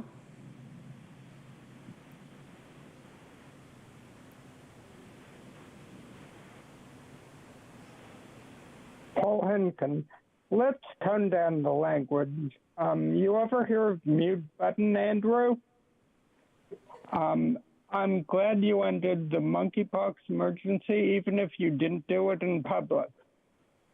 At 448 total cases, 13 hospitalizations, no deaths, there never should have been one. And the reporting was like the ad biz. Sensational headlines, but the church couldn't tell monkeypox from the 30-odd types of orthopox virus. Hope that this is a lesson learned. As of November 3rd, the county's COVID dashboard shows 204 cases of COVID, 127 vaxxed, and 77 unvaxxed. 14 hospitalizations, 12 vaxxed, and 2 unvaxxed. And the final figures for September are 22 deaths. 7 only got, 22 deaths among the vaxxed, and 7 among the unvaxxed. A 3.3 to 1 ratio. What's wrong? It's becoming clear that the current tests for COVID pick up only the active cases and the cases that happened months ago, but the mRNA remains in the body. Therefore, Any testing you authorize needs to be for active diseases only. Meanwhile, we're playing Scrabble, Soup Whack-A-Mole with all Omicron variants. A lot about how sneaky they are, but the reports that I've seen say the latest variant, XBB, is not actually more serious. I want numbers, real believable statistics. Meanwhile, there is plenty of evidence that the mRNA vaccine is harmful. And Chair Fletcher, that concludes public comment on this item. We have a motion by myself, seconded by Vice Chair Vargas. We'll first vote on recommendations 1 through 5. Please call the roll. Thank you. Supervisor Anderson. Aye. Supervisor Desmond. Aye. Vice Chair Vargas. Vargas, aye. Chair Fletcher. Fletcher, aye. That motion passes unanimously with all supervisors who are present voting aye. We'll now vote on recommendation 6. Please call the roll. Thank you. Supervisor Anderson. No. Supervisor Desmond. No. Vice Chair Vargas. Vargas, yes. Chair Fletcher. Fletcher, aye. And Chair Fletcher, that motion fails due to a tie vote. Pursuant to your rules of procedure, the board may continue the item for consideration at a future meeting. If the board fails to continue the item, then the clerk will place the item on the agenda for the next regular meeting. However, the resolution does require the renewal of the teleconferencing resolution every 30 days, and it was last adopted October 25th. So I'll defer to County Council if she has any additional comments. Thank you. The findings will be expiring within 30 days from the last adoption, and therefore the next meeting will not come within the 30-day timeframes as required under AB 361. Good. So we'll all be here in person. So what is that date? I guess from the last time, the 30 days. Did that expire? When does it expire? The last board meeting, I believe, was October 25th, so it would be 30 days after October 25th. We will verify that, yes, but I believe it would be expiring then on November the 24th. And I apologize. Andrew, what you first said at first there about continuing or something like If that? it ties, it just automatically carries over to the next meeting. Oh, it does automatically carry over. Okay. Cool. All right, that concludes our agenda. At each meeting, I ask if anyone wants to provide a brief update, report on progress on board committee reports. Not seeing any requests. Special thank you to our staff, Dr. Wooten and team. We appreciate all of your efforts and work. Thank you very, very much. Not seeing any requests for that, we will now resume non-agendized public communication. Oh, well, maybe. Thank you, Chair Fletcher. We have 8 requests to speak, 8 remaining requests to speak on non-agenda, on matters not listed on the agenda, 1 in person and 7 requesting to speak by phone. For those individuals that requested to speak by phone on a matter not listed on the agenda, please dial into the conference line now using the instructions that were provided to you. We'll resume with the in-person speaker. I'd like to invite forward Audra. You'll have 2 minutes to address the board.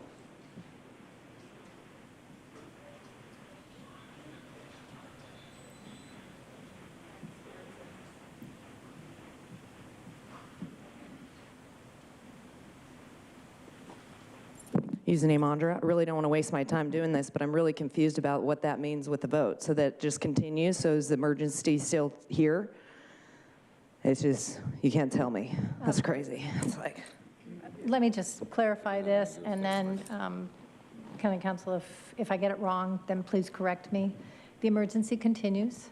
The state of California emergency is ending February 28th, and we will be following the state of California. Really? What the board voted just now was on the resolution for the teleconferencing. Oh, that was the vote. So the capiche. bifurcation, that did not pass, so the resolution expires within 30 days of the last resolution, which I believe was October 25th, but Royce, would you please verify that? And so that would be somewhere around November 24th that would expire. So the next meeting of the Board of Supervisors in December would require the board members to be present or to follow the law, which does allow for them to teleconference if it's properly noticed and access to the public and whatnot. And then, as one of the speakers pointed out today, that law does change in January also. So it would be December would be under the existing law, and then in January that all changes again for the new law. Council, would you like to add anything? No needed corrections. That's all correct. Thank you. Thank you. I appreciate that. So I guess, having somebody come in where their husband has been murdered is just really sad to see that, this can go on. And it seems like, it's not taken into consideration with things. So many times we come to you guys and address stuff that is very close to our hearts and our, things that we're just trying to fight for, be it, putting an end to these vaccines because it is killing people, or, making sure that our elections are free and fair. And we just had one, and we know the machines are corrupt. It's like, those are things that you guys should be looking into. But regardless of that, our data is being mined, and it's being sold to China. And that's something that is a concern, because that's our personal, private information. And that can be used against us. Like, if this person votes for this person, maybe they're not going to get a job. Maybe they're not going to find housing. Maybe they'll be murdered. Who knows? But, God forbid, I'm just saying that anything is possible. And the fact that our information can be taken because these ballots have barcodes that are attached to the people, this information gets disseminated to China, and it's like, well, why can't we look into these machines? Because then, you guys would probably not be sitting there. But we come to you because these things are very important to the nation, and keeping it in a place where people can still live free, because we're not free. And if you take our votes, you take our voice. And that's not. Thank you. We'll now hear from the individuals that requested to speak by phone.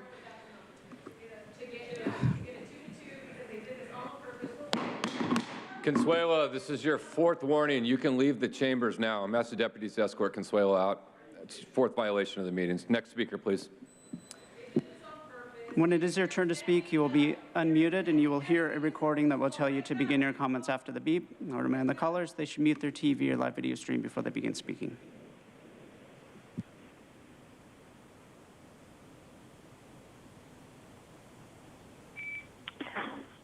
Good morning, Chair and Board. I'm a drug policy public health practitioner. I advocate for primary drug prevention policy, which would segue seamlessly into many of the Board's concerns expressed at the last meeting. Chair Fletcher noted a profit motivation by irresponsible and reckless individuals who were responsible for the opioid addiction crisis with increased dosages that intensified the crisis, prompting the county to join a lawsuit against distributing. But Chair Fletcher blamed heroin for 86% of the drug users on the street. Scripps ER doctor Ronit Lev, who deals in real time with drug abuse victims, reports that drug journeys nearly always begin with marijuana.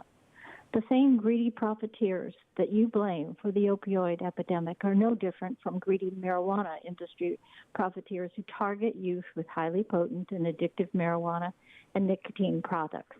Preventing marijuana use defines upstream. It is where public messaging should begin. It is the most effective and least costly of drug policies. Sadly, doing so would undermine the county's symbiotic partnership with the marijuana industry. Harm reduction and treatment are reactive, costly, and highly recidivistic. They are essential, but should be supplemental to primary prevention, not substitutional. A framework of preventing drug abuse should define the future of county drug policy, not a framework for marijuana commercial profiteers.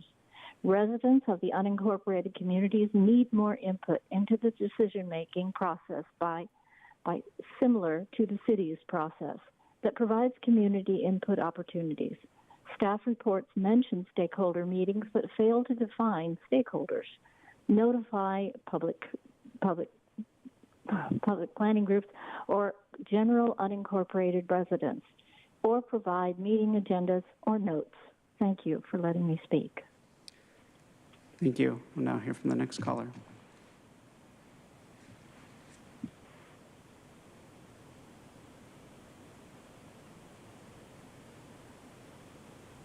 Good morning, Board of Supervisor. I am Mark Wilcox, a father, grandfather, and youth advocate volunteer.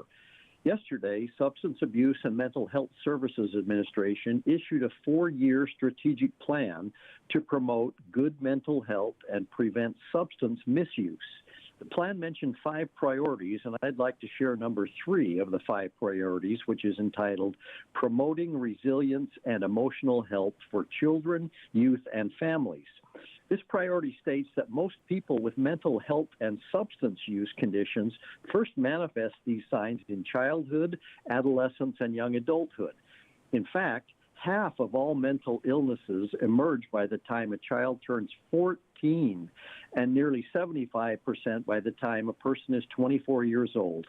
Additionally, 96% of young adults with substance abuse disorder did not receive appropriate treatment. I really don't see why the county would devote staff time and resources to enable marijuana businesses in unincorporated lands.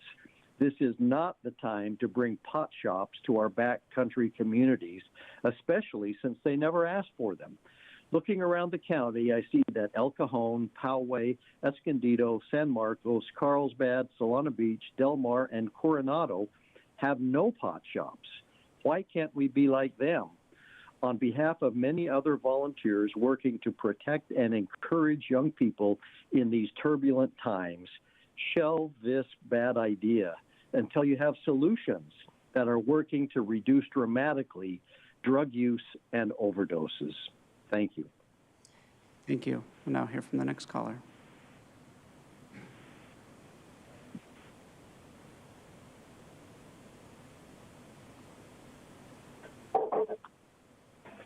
Si se puede quitar del mudo. Carla, busco una intérprete.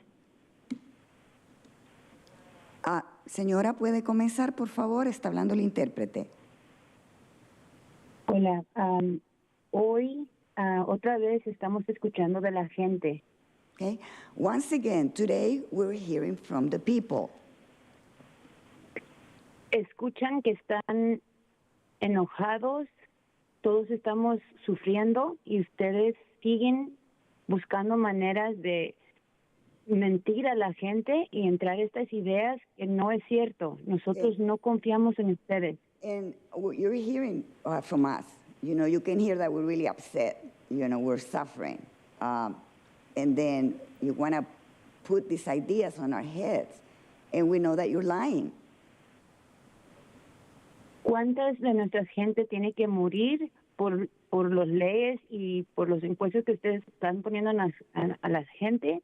De veras, venimos llorando, sufriendo. How many more people have to die because of your laws? Or, you know, we're crying. We're really suffering because of this.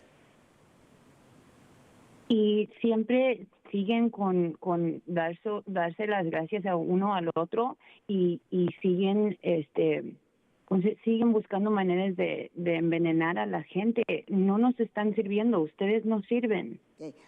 And then you always thank each other, you know, but you're trying just to go ahead and poison us, you know, killing us. You know, you're not good. You know, you really don't work. You're useless.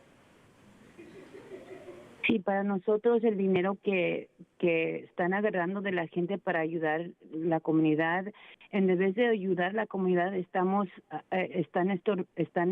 como los veteranos, están en la calle tirados. Eso es un crimen. Okay, and we feel that you're just taking money from us, and you're saying that you're helping the community, but no, that's not true. You know, you can see the veterans out in the street. That's really a crime. Sí, y luego los mensajes que están mandando a los niños les dicen no usar drogas, pero mientras le están introduciendo estas vacunas y hasta más miedo les ponen que otra cosa les va a hacer daño. Okay. And the messages that you're sending children not to use drugs, please do not use drugs, but you're poisoning them with the vaccines, you know, and you're scaring these children even more. Imagínense un niño y decirle que tienen que tomar una vacuna, eso es un veneno, y ustedes enfuerzan eso. Okay, can you imagine telling a child that he needs to get a vaccine? You know, that's poison, and you are enforcing this. Y ahorita los niños todavía no están sufriendo, pero más tarde los niños se van a caer morir y va a ser sangre a sus manos. Right now, maybe they're not dying, but later on they will, and that's going to be blood in your hands. Sí, y realmente la tragedia es que todo ese dinero que están siguiendo, les conviene a ustedes y pues muy plenamente se ve que no nos ayuda a nosotros, a las comunidades, y no sabemos cómo más venir con nuestras peticiones. Necesitamos ayuda. Tienen que parar esto y tienen que escuchar a la gente. You need to stop this. You need to listen to people. And the tragedy is that, you know, all the money that you're asking for help, you know, it's really not helping the communities. It's really not helping any of us. And that's what I have to say. Thank you. For the record, that's Gracias. Carla Milan. Gracias, señora. President Biden's executive Now we'll move on to the next. among all federal workers does not apply to members of Congress You can talk on your way out. Next speaker. or their staff.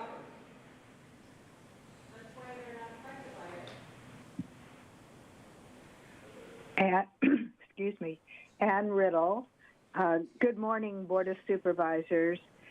I've been reflecting on Veterans Day, and I appreciate the proclamation that you gave out this morning. In fact, I appreciate your proclamations all the time because I take those proclamations and what you've picked to sort of spotlight to our parent groups.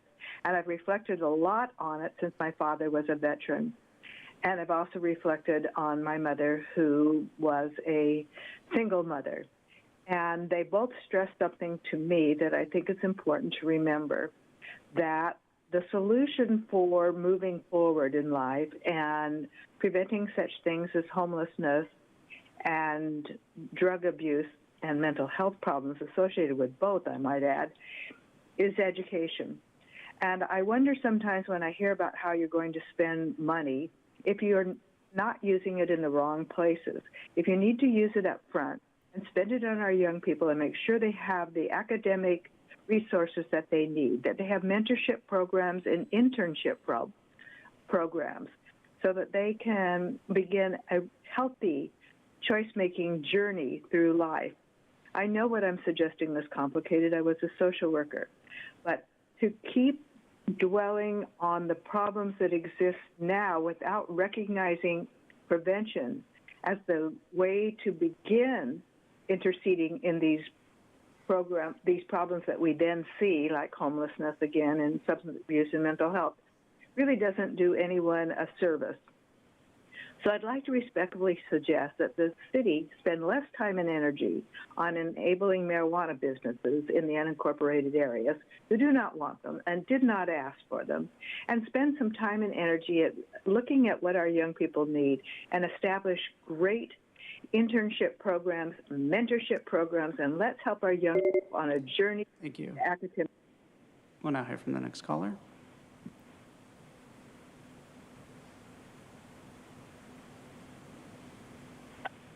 Truth.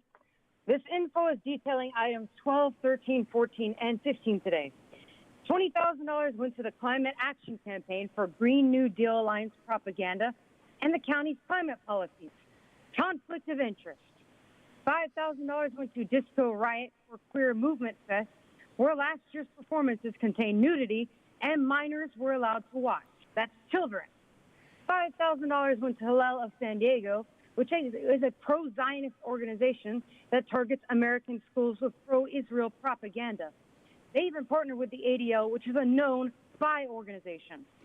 $20,000 went to Drugs and Diagnostics for Tropical Diseases, whose board of directors includes former Merck, Novartis, and Eli Lilly associates. They're partnered with the WHO, CDC, and the NIH.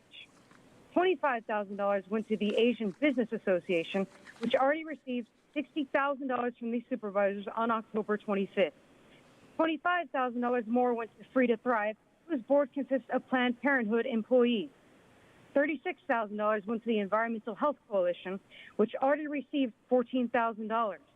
These supervisors know that Marco Gonzalez is associated with this organization with his frivolous lawsuit, and they still approved his appeal on October 25th. Completely unethical. $12,500 went to Hispanas Organized for Political Equality, which is based in LA and partnered with the Gates Foundation and Disney. The conflict of interest? Nora is on their advisory board. $12,000 went to Trans Family, which already received $10,000 from these supervisors on September 27th. This organization put on the Boo Bash with drag queens for children, of which one of the event sponsors, North County LGBTQ Center, also received $20,000 from these supervisors on October 25th. Over $38,000 went to Caesar Child Service Club. Thank you. Already received $100. We'll now hear from the next caller.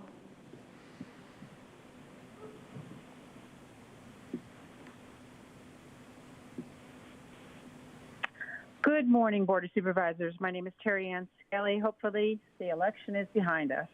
As a parent of 3 young adult sons, I'm passionate about protecting young people from drug use and encouraging them to make healthy choices. As a parent, I'm associated with a national organization called Johnny Ambassadors, whose goal is to shine light on the dangers of high-potency THC marijuana products sold in marijuana storefronts. As a reminder, high-potency THC marijuana products are made by putting pulverized marijuana into a tube and running butane, propane, ethanol, or carbon dioxide through it.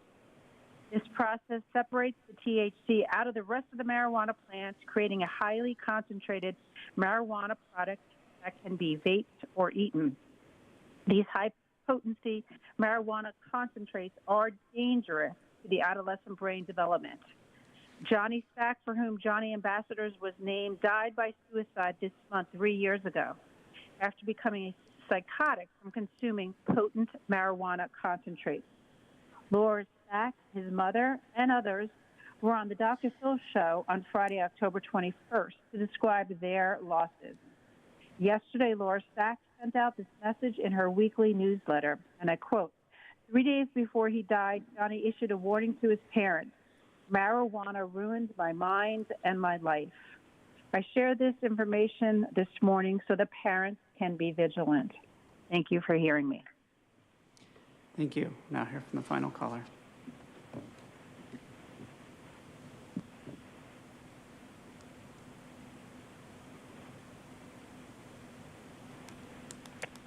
Good afternoon, Chair Fletcher and Board of Supervisors. My name is Betsy Raff. I'm a parent, public health educator, and lifetime San Diego County resident, deeply concerned with the idea of bringing pot to the backcountry of our county. I'd like to share with you an article published by an organization titled One Chance to Grow Up. The organization's main purpose is to help policymakers recognize the important role they play in providing a safe and healthy community for our youth, as they only have one chance to grow up. The article tells us that with elections now behind us and results filtering in, it's important to note just how many states, counties, and cities voted against the cultivation and sale of marijuana. States such as North Dakota, South Dakota, and Arkansas determined that commercialization was not in the best interest of kids and their communities. It's important to note that Colorado Springs, the second largest city in Colorado, rejected all recreational commercial sales of marijuana, putting health and safety ahead of marijuana profits and tax revenue. Colorado Springs has had a front row seat to view the devastation caused by the legalization of marijuana, as their state was the first to embrace the drug 10 years ago, something we should consider as well. Right here in California, communities such as Redondo Beach, Manhattan Beach, Hermosa Beach, El Segundo, and South Toledo all voted to limit mass commercialization in their communities. Not only did they vote to limit it, but they voted with a 70% margin.